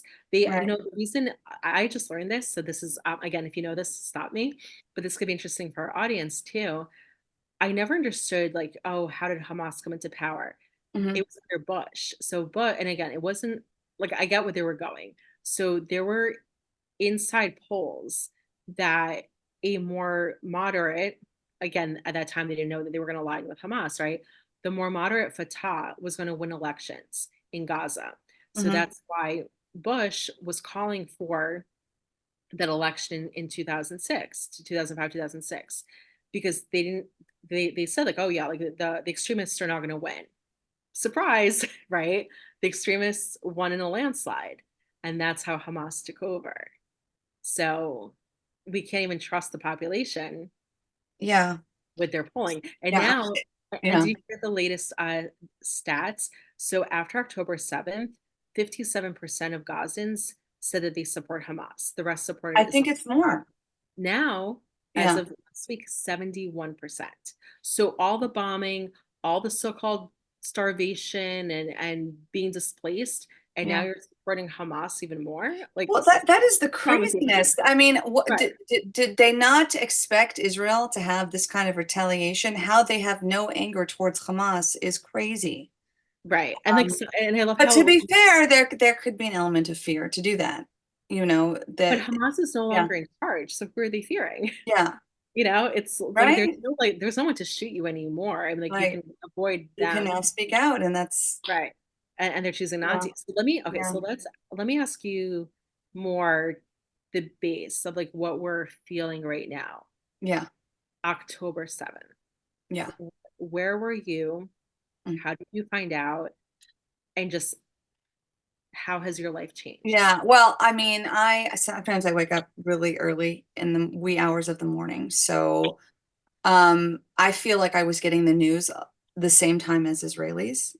Mm. And I woke my boyfriend up and I'm like, this is serious. This is not a typical bombing or suicide bomb. Um, it was such a dark time. I just remember not eating or sleeping, not wanting to shower. So many of us were just in a fog, and it was a lot of tears, a lot of tears. And because these were children at the Nova Festival who were just wanting there to have a good time. These were just families in these kibbutzes just existing. And it's not like they were just shot dead in cold blood. The way they were brutalized was so barbaric and so inhumane, that and so celebrated. I mean, I heard these audio recordings of these terrorists calling their parents, saying, "You Right. would be so proud of me. I killed 10 Jews with my bare hands, and may God bless you," in Arabic to their kids. Um, and it was lovely to see, for a brief moment, that the world stood with Israel, that Because we the saw love, the right. lights and the flags, many countries, saw it in Dubai. Hmm. And for a very brief moment, we thought the world gets it. Hmm. And it was Ben Shapiro who said, "Yeah, this is not going to last." Yeah, I give it a week. And Um, unfortunately, because the world yeah, loves dead Jews, it yeah, hates when we retaliate, when we push back. Hmm. yeah. And how is do you have family I still in have a Gaza? lot of family. I have such wonderful family. At least 6 or 7 of the children are in Gaza and have left, had also in reserves, had to leave in Miluim. They had to leave their jobs and go. Um, Everyone had a role. No one talks about the fact that so many of the border cities in the north, in the south, have been completely evacuated. Children had to be uprooted from their schools, from their lives. Jobs have been affected. Economy has been affected. The amount of trauma and PTSD that everyone is feeling as a result does not get discussed. Uh, Living for months on end in these small hotels because you can't live at home Mhm. has presented their own problems. Um, the grief of the Israelis, the families who have hostages, the families who have lost loved ones on October 7th, that's not in anyone's airways.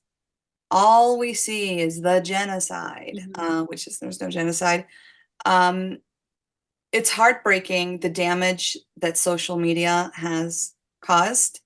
Um, when you see videos out of context and often doctored and often not even of the conflict, they could be from Egypt or from Syria or from 3 years ago, um, continuing to vilify the IDF as just as bad as Hamas.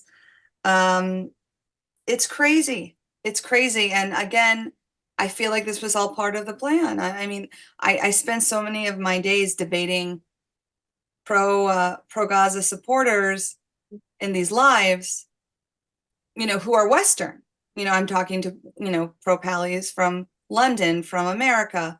And it's the gaslighting of, oh, well, it wasn't really 1200 on October 7th. And even if it was, there's 100 years of oppression. I mean, what would you do? I mean, and then, and then, Or like prove the babies that were born. right. Oh, there's no 40 babies. Didn't you Right. hear that was all because Biden said he didn't see it. So no babies are murdered.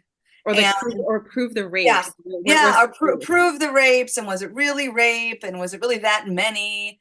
And oh, my favorite, leave it to our own people, is this stupid Haaretz article that quoted an unknown source who said that there were Apache helicopters from the IDF that maybe had caused unintentionally some deaths to civilians.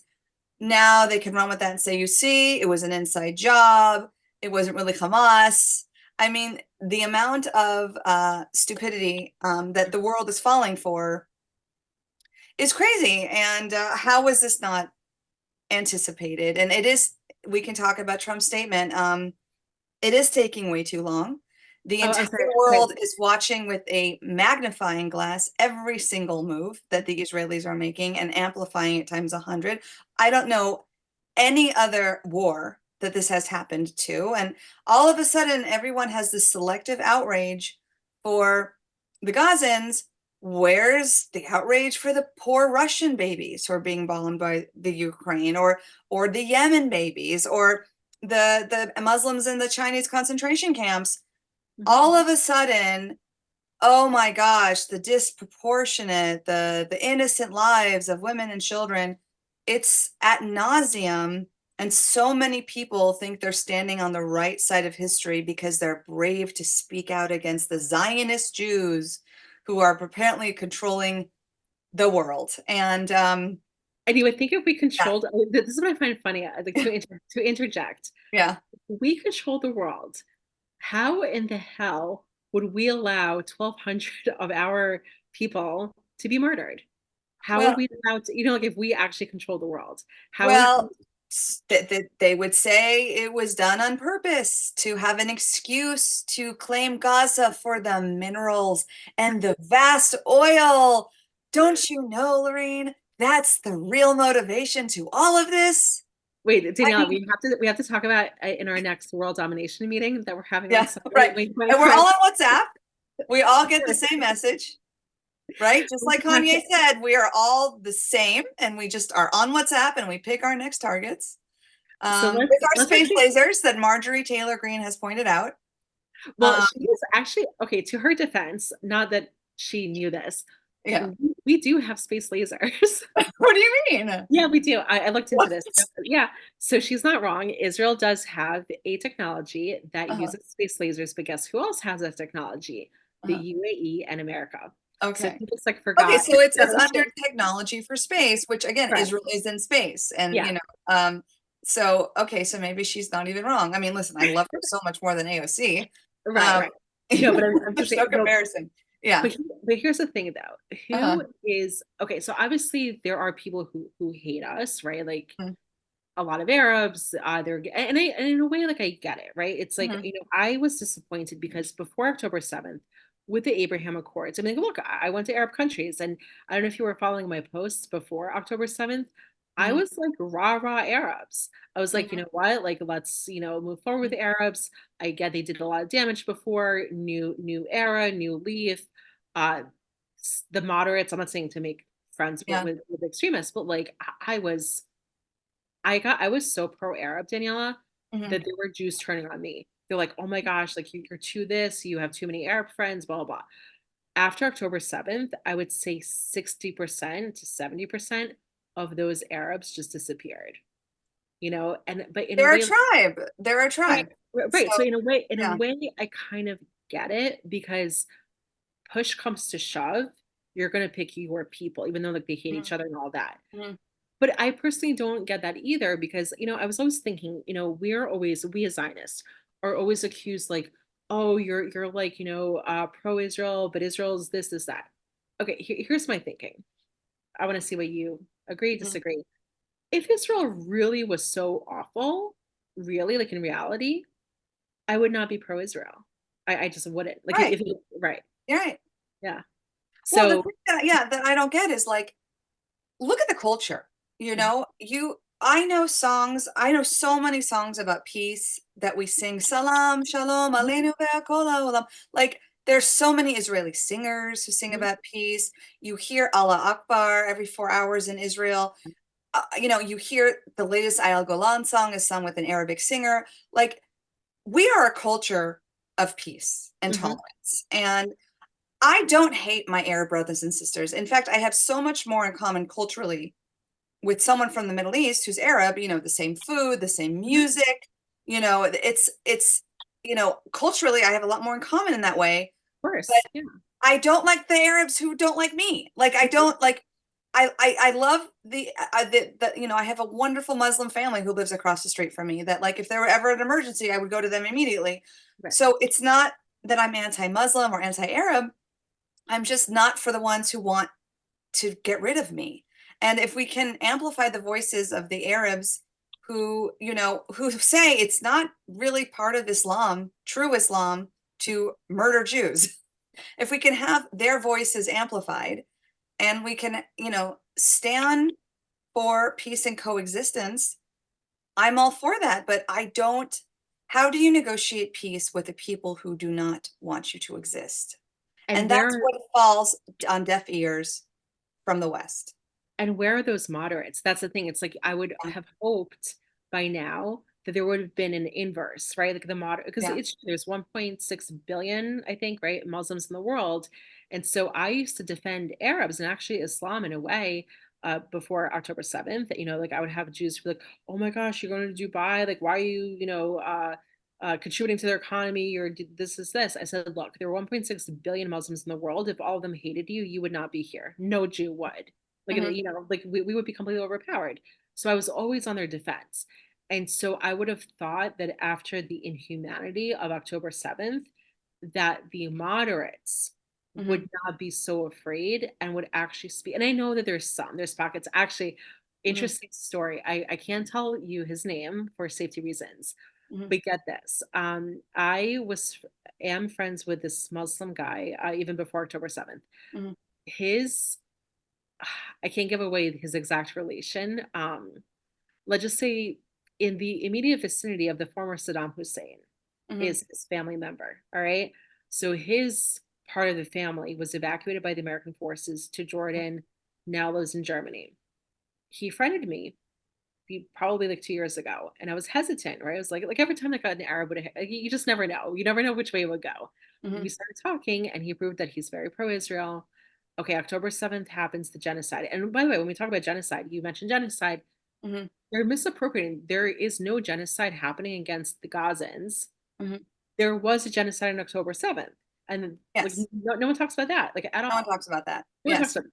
So, and where are the Jews to like emphasize that? Okay. So after October 7th, Daniela, he was more militant Mhm. against Hamas and what Israel needs to do than even the most hardline Jews. Like, take my opinions on what Israel needs Yeah. to do with Gaza, But he can't speak multiply. out.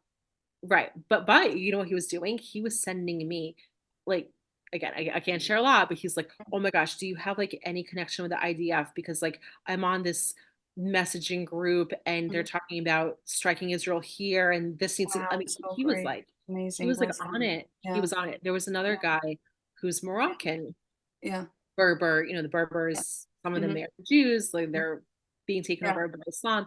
So anyway, so he's in Belgium now. Also, he's like sending me, look what the IDF did to this terrorist and that terrorist. He's like applauding, right? But yeah, like in a good way. So you do have those little pockets of Muslims who yeah. you never expect to be on our side. And by the way, and even some of the Egyptian truck drivers, I don't know if you saw the posts. So they were getting beaten up Mhm, by the Gazans, who are mhm, their people anyway. So this one truck driver on camera said, you know why, like, we never should come back here. Whatever Israel is doing mhm. well, he said the Palestinians, because he doesn't know better. He's like, whatever Israel is doing to attack the Palestinians here, they should strike harder. They should they don't deserve like, he just like went on and on because Yeah, he saw that like these people who apparently need aid are attacking the truck drivers. yeah. They're acting And like he's like, savages. Yeah, right. It's like he's yeah, like, we're praying for these people and these people are attacking us. yeah, So he's like, Israel, like he literally yeah. said Israel should attack harder. So That's it's what like, they'll say, but they mhm, can't get that to the masses. That no right. no one's gonna pick that up because it goes against the narrative of the Gazans being the victims and So having going all this done to them. Exactly. So I know that you touched upon Trump's latest. I was so shocked what he said. So just to inform the audience, and maybe if I'm missing context, maybe you can add to it. So I saw this was actually okay. I'll backtrack a little bit. I was at dinner with a good friend of mine on Wednesday night, and we talk about everything and anything. Uh, he then turned to obviously politics, and he's like, "Do you agree with what just Trump said?" And I was so and he's a Trump supporter and I'm a Trump supporter. So we're at this point where I don't know, I can't speak for you. I jump to defend Trump Mhm, on anything. It's like I hear like, did you hear what Trump said? Oh yeah, I agree, I agree. Like I did. So he asked me at dinner, he's like, oh, do you agree with what Trump said? mhm, To be honest with you, since this transparency here, I didn't know what he said, but I mhm, assumed what he said would have been the right thing to say. mhm, So without thinking, I said, yeah, yeah, like I agree with him. And my friend looks at me as if I'm crazy. Mm, He's like, you do? I'm like, yeah, mhm, I do. I do. Okay. So this was Wednesday night. mhm, Yesterday, I'm watching Fox News and mhm. they have a screenshot of what Trump said on a radio. Was it a radio show? Yeah. Was it a podcast? And Mhm, he was saying, again, this was a mhm, screenshot. I don't know the exact whole thing, mhm, but to recap, it basically said like Israel needs to end the war soon. All the buildings, going down is not a good look, mhm, and Israel's losing the PR war badly. Is mhm. like basically the Yeah, gist of it. yeah, Now, I want to ask you from two angles because from a mm, therapist point of view, yeah, and also from a political point of view.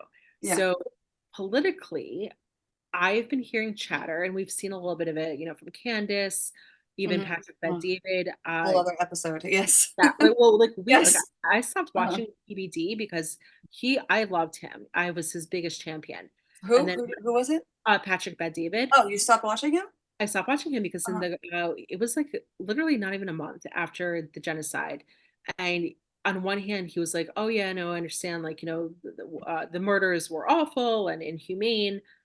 But there was Mhm. a but for him, and he was lying about the occupation, he was lying about the Oh, treatment I of did not civilians. see that episode.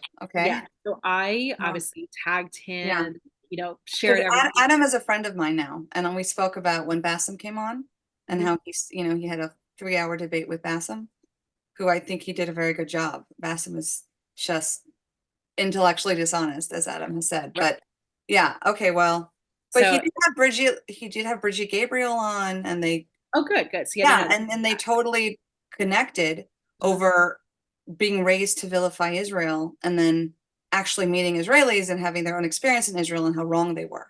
So you think that Patrick Um, was just misinformed when he spoke out? So yes, yes, and I think okay, he's a so I'll go back to practical watching him. guy. He's a practical guy. So Okay, shout so out. I'll go back to watching him because I was Yeah, I was also like, yeah, I yeah, was also confused. I'm like, well, he's yeah, not Muslim. He was a yeah. minority in Iran. Like he should Yeah, understand. he's half Something. Assyrian, half Iranian. Yeah, Right, right. Christian. Yeah, Exactly. The Christian yeah. part. Anyway, so but I do know, okay, like we know about Candace Owens, we know about Nick Fuentes, we know about other elements within our, broad Hmm. coalition and Hmm. party. Yeah. So my friend brought up an interesting fact Hmm. and discuss this a little bit because I think it's an interesting topic. Do you think that Trump is being slightly influenced by some of those anti-Israel for whatever reason? I think it's mostly this non-existent aid that we're apparently giving Israel, faction of the party. Do you think he's being slightly influenced, or this is where the psychology hat comes on, Yeah. or because he's a Gemini, and I Hmm. speak from experience, my father's a Gemini, Yeah. and look, he's a little bit of a narcissist. Like anyone who's president to run for president, Yeah. and you Yeah. have to be a narcissist. You just do. Like you can't just Yeah. like Of talk about yourself like all day long and not be a course. narcissist. So, how would you unpack Hmm. this to us Hmm. quite surprising statement at this point? I mean, again, yes. Anybody who's involved in politics, there is a level of narcissism, and you have to have a thick skin. Right. Um, let's be honest, we are in election season. And I think both Biden and Trump are saying things to pander to a wider audience. Mhm. Um, I don't think Trump is, first of all, I have every confidence in the world in terms of what Trump's priorities are and where he stands with Israel.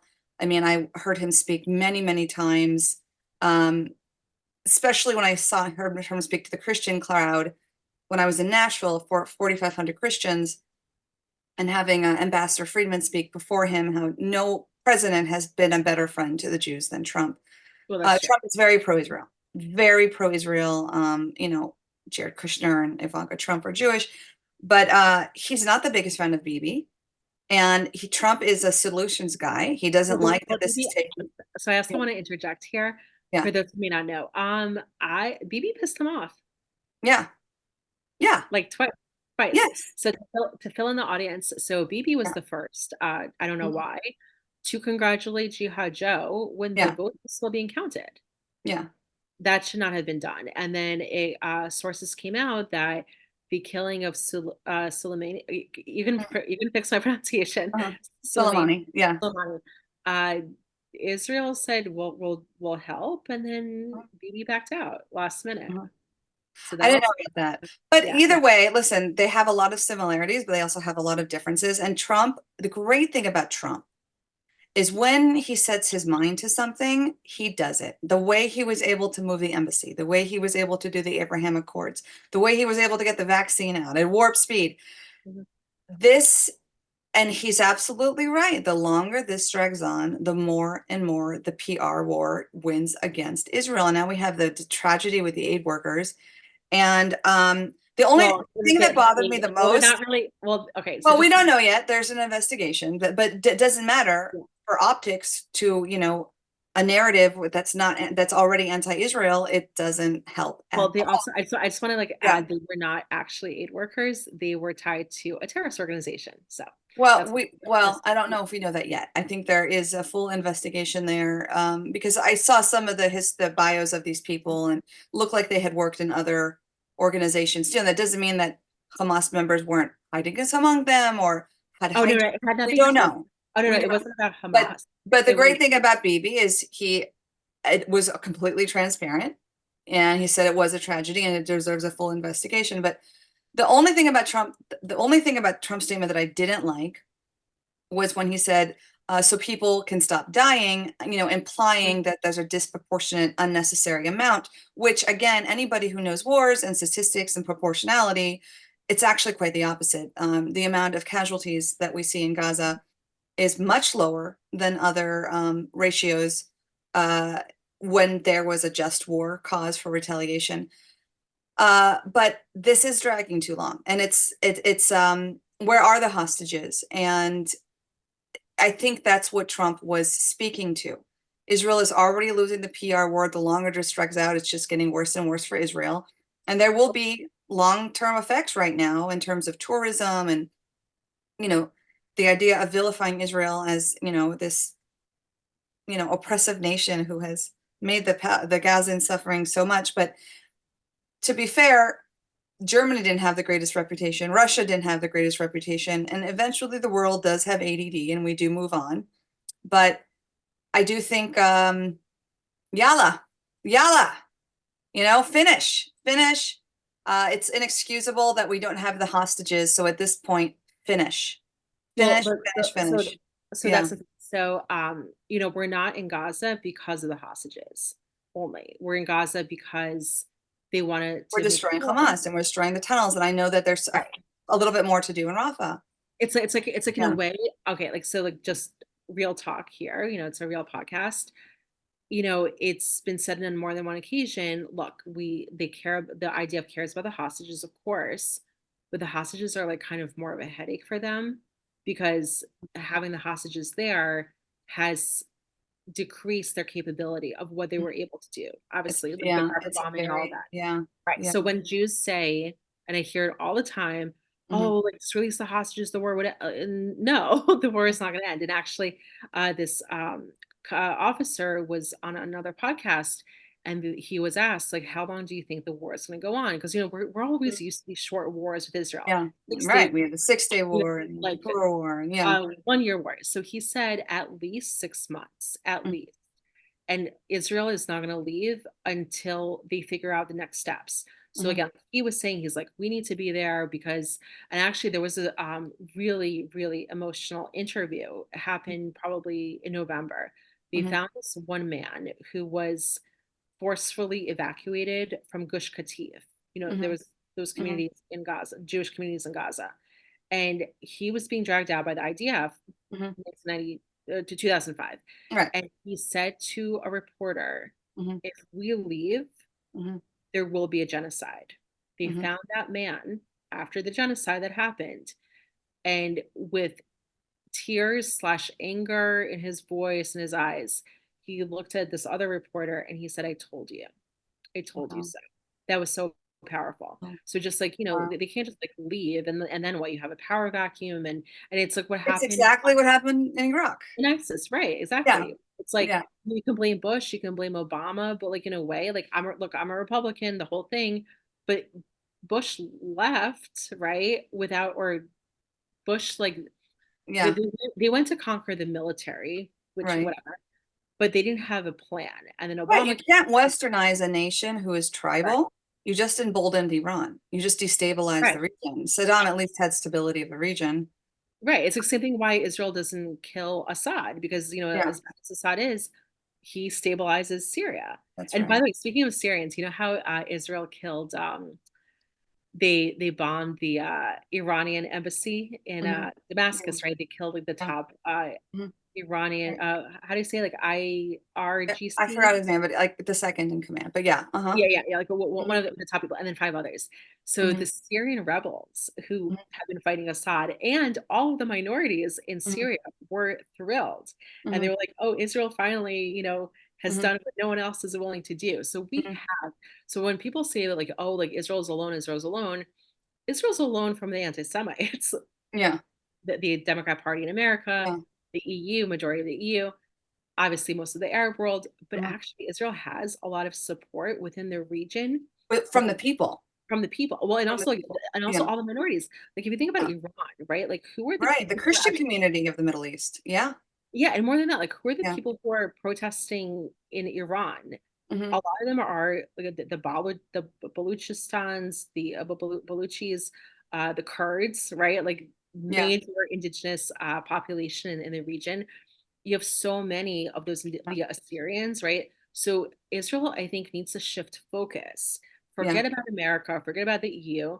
Focus on, like, your actual friends, build up a yeah, coalition with them, and then deal with the aftermath. So, okay, so going back to Trump's statement, and like you yeah, said, a little yeah, bit of pandering, right? Like both yeah, sides. yeah. So I was at the first debate of this election season, at the Republican debate in, Wisconsin. And I noticed something really interesting. There was, and good interesting, but some of it could be a little bit, maybe negative for Israel for years to come. So there was a lot of diversity at this Republican convention. Like suddenly you have, I saw turbans, right? Like the Sikhs and Muslims were there, many women. The Indian community obviously came out strong for Vivek. You know who I did not see at the Republican debate? Yeah. Jews, like visible Jews were not And this there. was which date? The first Republican debate, Oh, that the happened first. in Wisconsin, or like the Okay. RNC put on. Right. Because the So, one that was the other one in here in LA. mhm, Yeah. Okay. that was debate number 2. Yeah. Right. I remember I was supposed to go and I couldn't. So, okay, so what I noticed from that, and this got me thinking, look, we as a party, the Republican Party, is attracting more Muslims from a social values Uh-huh. standpoint, right? Like they're against the trans movement, they're against the migrants, right? They're for economic betterment. They don't want abortions like on demand. Yeah. So, as more Muslims, and by the way, more Muslims and Jews voted for Trump in 2020, like 35, I think it was like 35% versus like Mhm, 24%. mhm. So, and Trump didn't actually do anything for Muslims and he did so much for Israel, right? Yeah. So he understands my ROI with Jews is paltry, Yeah. right? Now we're attracting more Muslims. So when I was at the debate, and the problem with Jews and the Republican Party, Mhm, we like to self isolate for the most part. We mhm. have the RGC, we have all these Jewish groups. So the Jews go to those groups and they think that they have a voice in the party, but they don't for the most part because like the RNC does not recognize the RGC. The RNC is this like, big umbrella group.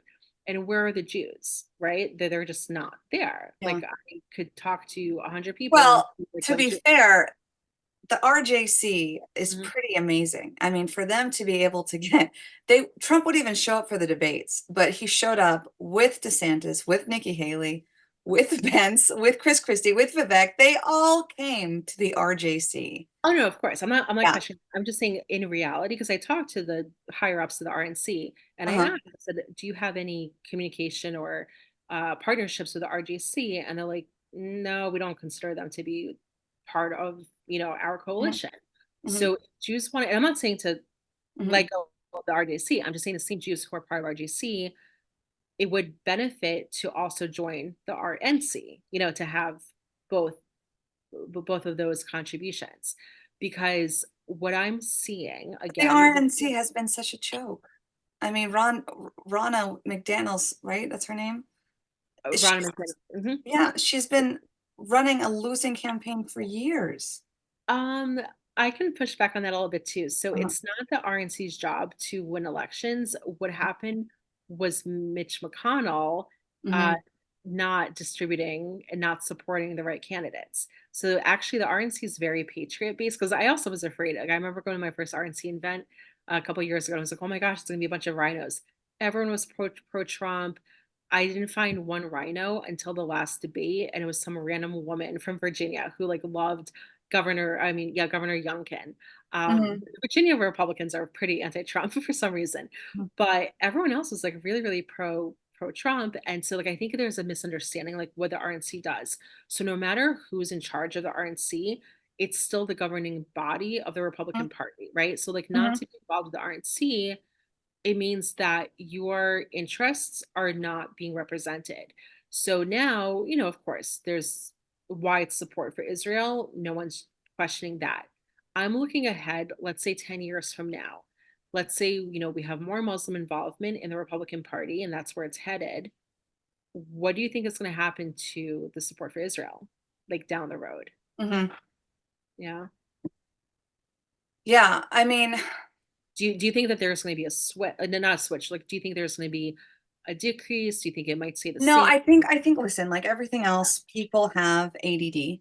Mhm. And I think we have so many bigger issues in America, like immigration and crime, um, that and God willing, we complete our operation in Gaza and we have, you know, an Arab outlet for support. I think people will start to move on and and shift their focus.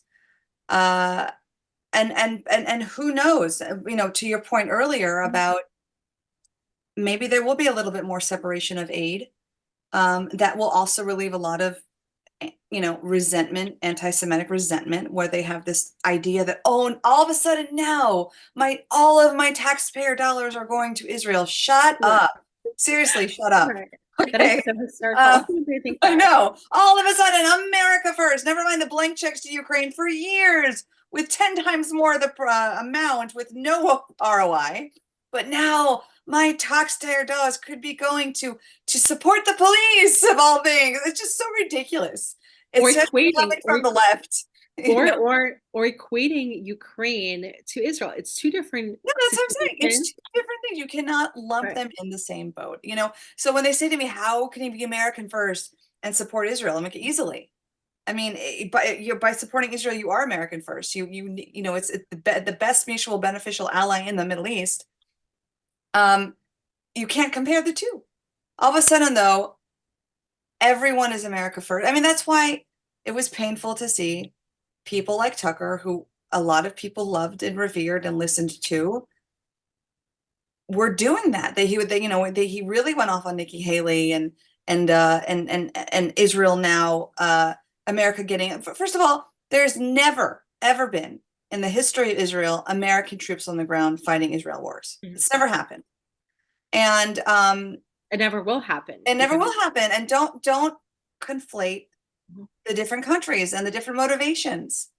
Israel didn't want this war. Right. Israel didn't ask for this, but here we are. And we So do what do you need think? a strong ally in the Middle East. So yeah, Oh, so sorry. So going back to really quickly, and then we'll get into social media because yeah. By the more. way, though, I didn't realize this was going to go so long. I do have to go to carpool eventually. I'm Oh, trying so to see yeah. if Okay, someone else can we'll do pick up that. my Yeah, yeah. son.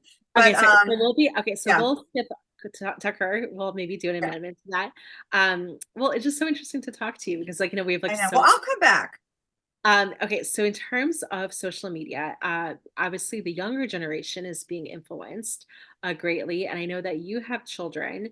One of them, I believe, is still in school, right? Like, Yeah. not. Uh, Well, no, yeah. Well, I have three kids, oh, and they're all in school. oh, all in school. Okay, I'm sorry. Yeah. I thought one of Well, yours one of were. them is in actually New York because she's competing for the GQ Chabad national game on Sunday of Do You Oh, Know okay. Jewish and Israel Knowledge? So how proud am I of that? That's Um, amazing. yeah, no, So, I have a so 11-year-old. Yeah. So I would be remiss without asking, like, first of all, like, how is everything that's going on affecting the younger generation in terms of, what your kids are seeing about Israel? Do they have it seeping into their own schools? I don't know if they go to Jewish Well, schools or Christian yeah. schools. And also, I would love for you to talk about your book Yes, you wrote as well, because it all ties together. it does. Well, we are in LA, so I'm not gonna lie, there's every day something to battle for or against as a parent. I think if the majority of the country knew what was really going on in California, they wouldn't believe it. So, I feel like the mama bears in California are really on the front lines of tyranny. Um, in terms of the Israel conflict and how that's showing up on campuses, my eldest daughter, I'm very happy to say, is a part of Club Z, Club Zionism. So she's been learning for about 2 years now what propaganda is, what indoctrination is, how Israel has been unfairly vilified. But she is an introvert. She did not get the loud and proud gene from her mom. And so she doesn't want to draw attention and she doesn't want to be singled out. Um, but luckily, she's created a really nice group of friends who love that she is Jewish, who are very respectful of the situation. And that's fine right now. She's now taking a mandatory, ridiculous ethnic studies class, which of course leaves out Jews and Asians because they do so well. They're not really the part of the minorities that struggle in America. That's Gotcha. not great. And her teacher is unapologetically pro-Palestinian. That's lovely. Um, but again, at least she has her eyes open. I think sometimes we can't just combat anti-Semitism only, and we are. I'm a part of the Jewish parents of LAUSD because a lot of there's a huge percentage of Jews who go to these public schools, and we deserve to be recognized like any other minority group who has to deal with anti-Semitism. Every Jewish student has a right to feel safe at school. Um, and running up and screaming "Free Palestine" and calling Jewish kids occupiers in between history and math class should not be tolerated because it would not be tolerated for any other minority group. At the same time, we can't protect our kids completely from the realities of disproportional Jew hate. So building up resilience in with our children, um, making them aware of who we are, what we stand for, what our values are, and that not everyone is going to get it. People are going to project their own stuff onto it, and that's not in our control. But that doesn't take away from who we are and what we stand for. My middle daughter is very much like her mom. She is loud and proud. She comes to all the rallies with me. Um, she's very educated. She's very passionate, and she has so many friends from all different backgrounds and races who are curious, and she answers their questions. And she just returned from a trip to DC with her class, and they did go to the Museum of Tolerance, and she was one of the only Jews in the class who had knowledge on the subject. And everyone was curious and asked questions, and it gave her a chance to share. And that was a beautiful, beautiful thing. And then my son, who's 11, it's too much. It's too heavy. He does go to Chabad. His favorite holiday is Passover, and we're starting to learn that next week. And that is where he is right now. But all of my kids are very much looking forward to meeting their family in Israel. They still really haven't yet because they've all been so young, and now we have a war. But I cannot wait to bring them to the other side of the world where they have so much wonderful family in this beautiful country to just enjoy and benefit from, and that we are blessed to have as our homeland. Absolutely. And so the book that you wrote, could you tell us a little bit about it? Maybe Yes, kind I'm of very, I'm very proud of this book. It's a timely fable called The World Where I Belong, and has become #1 best-selling on Amazon for children's book, Judeo-Christian values. uh, Really, it was this book just came out of me, because there's such a need to open the conversation with children on the value of what freedom truly means, and why it's always worth standing up for. And if I could do that in a 40-page fable for all ages, for, the parents and the children reading it together, if you think of stories like The Little Prince or The Alchemist, that just, these are fables with so much depth, but they're simple. Mhm. Um, it makes such an impact. And of course, as a psychotherapist, I include discussion questions, I include activities. So you're integrating these concepts, but it's basically about a boy who hates his current world, and he thinks he would be more happy in a different world. So he goes on an adventure with his magical all-knowing tree, which in my mind is played by Morgan Freeman, because is he not God in every movie? Ever. And he basically, the tree asks him, well, what world do you think is better? He was tired of the nagging of his family, and he has a bully at school, and he just can't, he's just irritated by everyone. He's always angry, and he thinks there's somewhere else better for him. So the tree asks him, okay, so what world do you think would be better for you? And of course, he's like, a world where I'm just left alone. I can do whatever I want. So the tree is like, I got it. We're going to go to the land of me, right? So it's the only rule is that there's no rules, but that rule applies to everyone. And of course, it's great, but it's not so great when there's no law and order, when people are stealing your stuff. And through a series of unfortunate events, he's like, this is hell, right? So it's And like Portland, so it's like Portland, Oregon, basically. exactly right, exactly right. Chest chop, remember? Right. And then so she was like, well, okay, so that world didn't work out. Where do you want to go next? And he's like, I just want calm, I want peace, I don't even mind, a schedule, and I just, want cleanliness. And he's like, I know it. We're gonna take you to the land of we, Mm. right? Because what's good for the group is, it's about the greater good. And at first it was great. There was order, there was predictability. He got to eat a more meal every day, and everything was clean, and he had his job, and everything is great until he wanted to individuate. He wanted to draw a picture, or he wanted to speak out against Mr. In Charge, because now there's an in charge.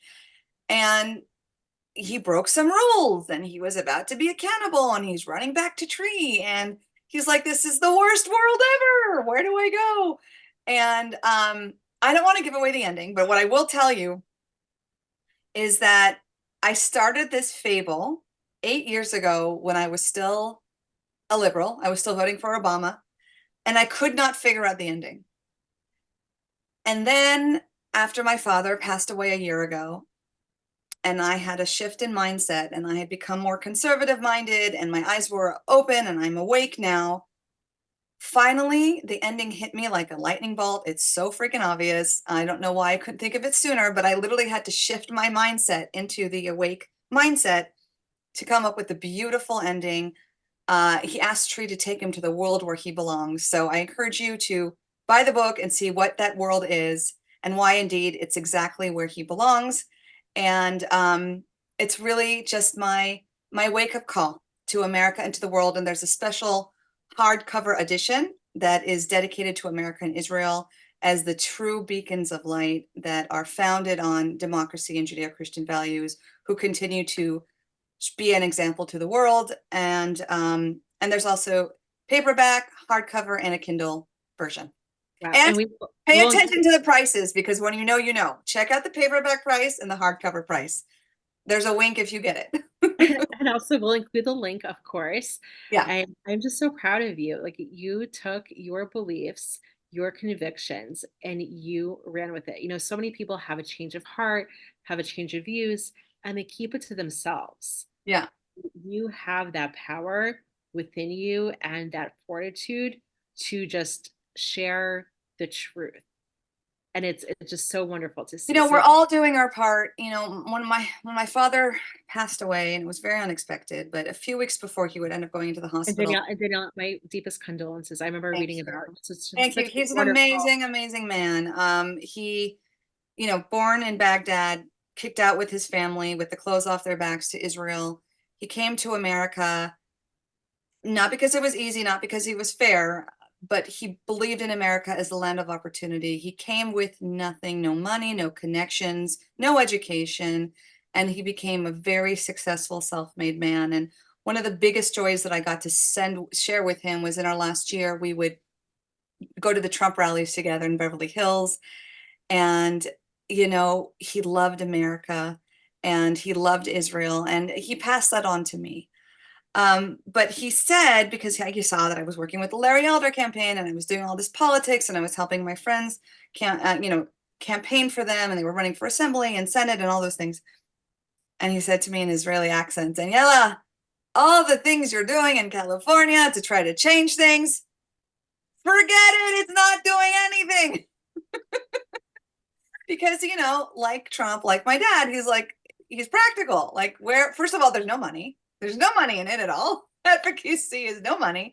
But California is so blue and so corrupt that it's not a good use of my time. And what he wanted for me was to go back to my wheelhouse as a psychotherapist and to affect change that way. So writing this book, going back to talking about human behavior, the idea of it's only your fault if only you would change, and encouraging people to stop vilifying the other, to start to use nuance, full context, critical thinking, and accountability. I think accountability and grace are the two biggest virtues lost today.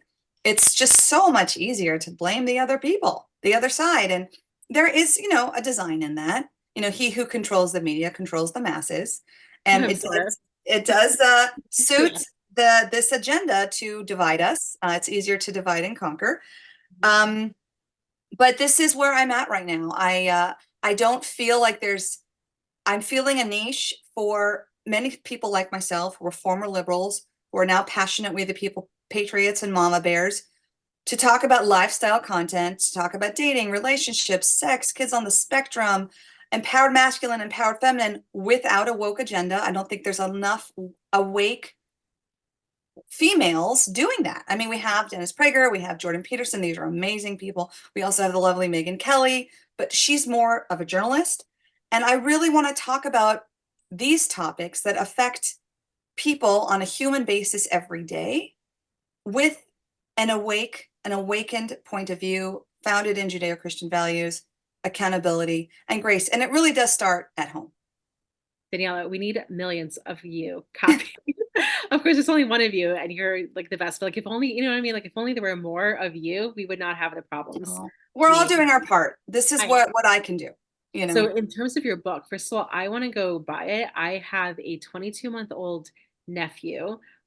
His parents are very, very liberal. So, you know that I will buy it. And around his fifth birthday, I will be gifting it. Yeah. We will gift it to my sister and brother-in-law. And I have many friends who have children who are either where you were a couple years ago, like, transitioning, as I call it, Yeah. being liberal to being Republican, or now being awake with like what they're seeing. I see lots of gifts of your book to to my friends. So thank you so Thank much. you. I appreciate that. That is just my desire, is to get this into so many homes and schools and churches and synagogues, because it really is a simple fable. I'm a mom, so I purposely wrote this to be short and sweet, that holds children's attention. And we might be working on an audio movie of it where it's we have the sound effects and the actors and the voiceover. We'll see. But it's a short book packed with so much, and I think all ages will benefit from this short story that just, it's a reminder. It really is a reminder of, we've lost our footing and we just have to get back to basics, back to what our inherent freedoms mean, back to what free choice means, and how much power we have with our own free choice right now at any moment. Bloom where you're planted, says Daniela Bloom. No, it's so true. Like my parents, came from communist Russia, Yeah, and they have said this for the past couple of years. They said like what's going on today, it's actually as bad as what we escaped from. yeah. Yeah. And And those that's a lot people, to say. that's just it. You have so many people who've never even been out of the state, don't have parents who've been out of this country. They don't know what, I don't know. we've become so spoiled on freedom. I think this generation doesn't know why it's a gift that we are taking for granted. The one thing I will also say about Israel, before October 7th, there was a lot of discord in the streets and there was like almost a civil war with all the protests. But what you saw in Israel, no matter how far left you were or how far right you were, everyone was holding an Israeli flag. Right. In America, not the case. You don't have You that. have Right. half the country who loves America and half the country who says, when was America ever great? And Whereas in that's a Israel, problem. right, Yeah. in Israel, they all love Israel. They just have different versions Yeah. of the kind of Israel they want to live That's in. right. And That's the only positive thing that came out of October 7th was that it united the country. And people put down their egos. People were awake to what just happened. I mean, these were the most pro-Gazan Israelis who this was done to. These were the same people who drove the Gazans to medical aid, got them jobs. What did they do? had I peace think, posters in their yeah, dorm. I think that woke up a lot of people. And, security first right now, law and order. And we'll go from there. But I will end with this. As I'm sure you'll agree, both trauma and resilience is in our DNA, and we will be okay. As long as Israel makes the right decisions, and that's the thing. It's like we have 75 years of sovereignty, and we cannot let that go. And that's the thing in our world. Like it's very easy. Like you have sovereignty, like at one period, and then you lose it. So it's very critical for Israeli leaders to Yeah. summon our Judean ancestry, and we'll make the right decisions for all of us, right? Because it's Yeah. not just Israel's in a very interesting position, and it's unfortunate, but it is the way it is. And Israel, I think there is the reality though that part of it is on us too, because well, that's the thing. So Israel's also like, and yeah, that's what's different, right? Like if you're Brazil, you're not really responsible for Brazilians that emigrated to America, right? Now they're America. Israel, unfortunately, because we're such a small people, our numbers, Israel's also responsible for the diaspora too, in a way. Like they're responsible to protect all of us, and yeah. so we're all in this together. We're all in this together. And, like we were saying earlier, 3 Jews, 5 opinions. And, I think part of why, Bibi is so controversial is because he gets his power from the extreme right. And he doesn't want to, he's swaying to to appease them and not necessarily always making the best decisions for the entire country. And And that's a the right problem doesn't, but, too. but that's the thing. The right doesn't even like him anymore. It's like the left doesn't like him, the right doesn't like him, Well, and and once Baby leaves, I think the entire world will have a collective sigh of release, because let him be the fall guy for a lot of this, and let someone who is more moderate and who can really, a Naftali Bennett, a Benny Gantz, who can really make the right decisions and not be so corrupted. yeah. So Or on the opposite, a Ben Gavir who takes security very seriously and understands the Arab mindset. That would be also a good solution as well. well, we shall see. I mean, to be honest, it's in their hands as it should Of be, course, and of we course. want to pray that they make the best The decision, right decision, or right? the right decision for the entire region. Yeah. So, okay, on that end, I want to thank you so much for your time. Thank you for voicing your honest opinions, and I look forward to reading your book. And Yeah, I know I'm not the I can't wait to hear what you author. think. I would love to. And again, I'm buying it for all my friends with kids, and you know what? Even the friends who don't have kids, I think everyone needs to read it. Thank you. Thank you. I think so too. Thank you so much. It was such an honor, and I will speak with you soon. Thank you so Okay. much. All right. Talk to you soon. Thank you.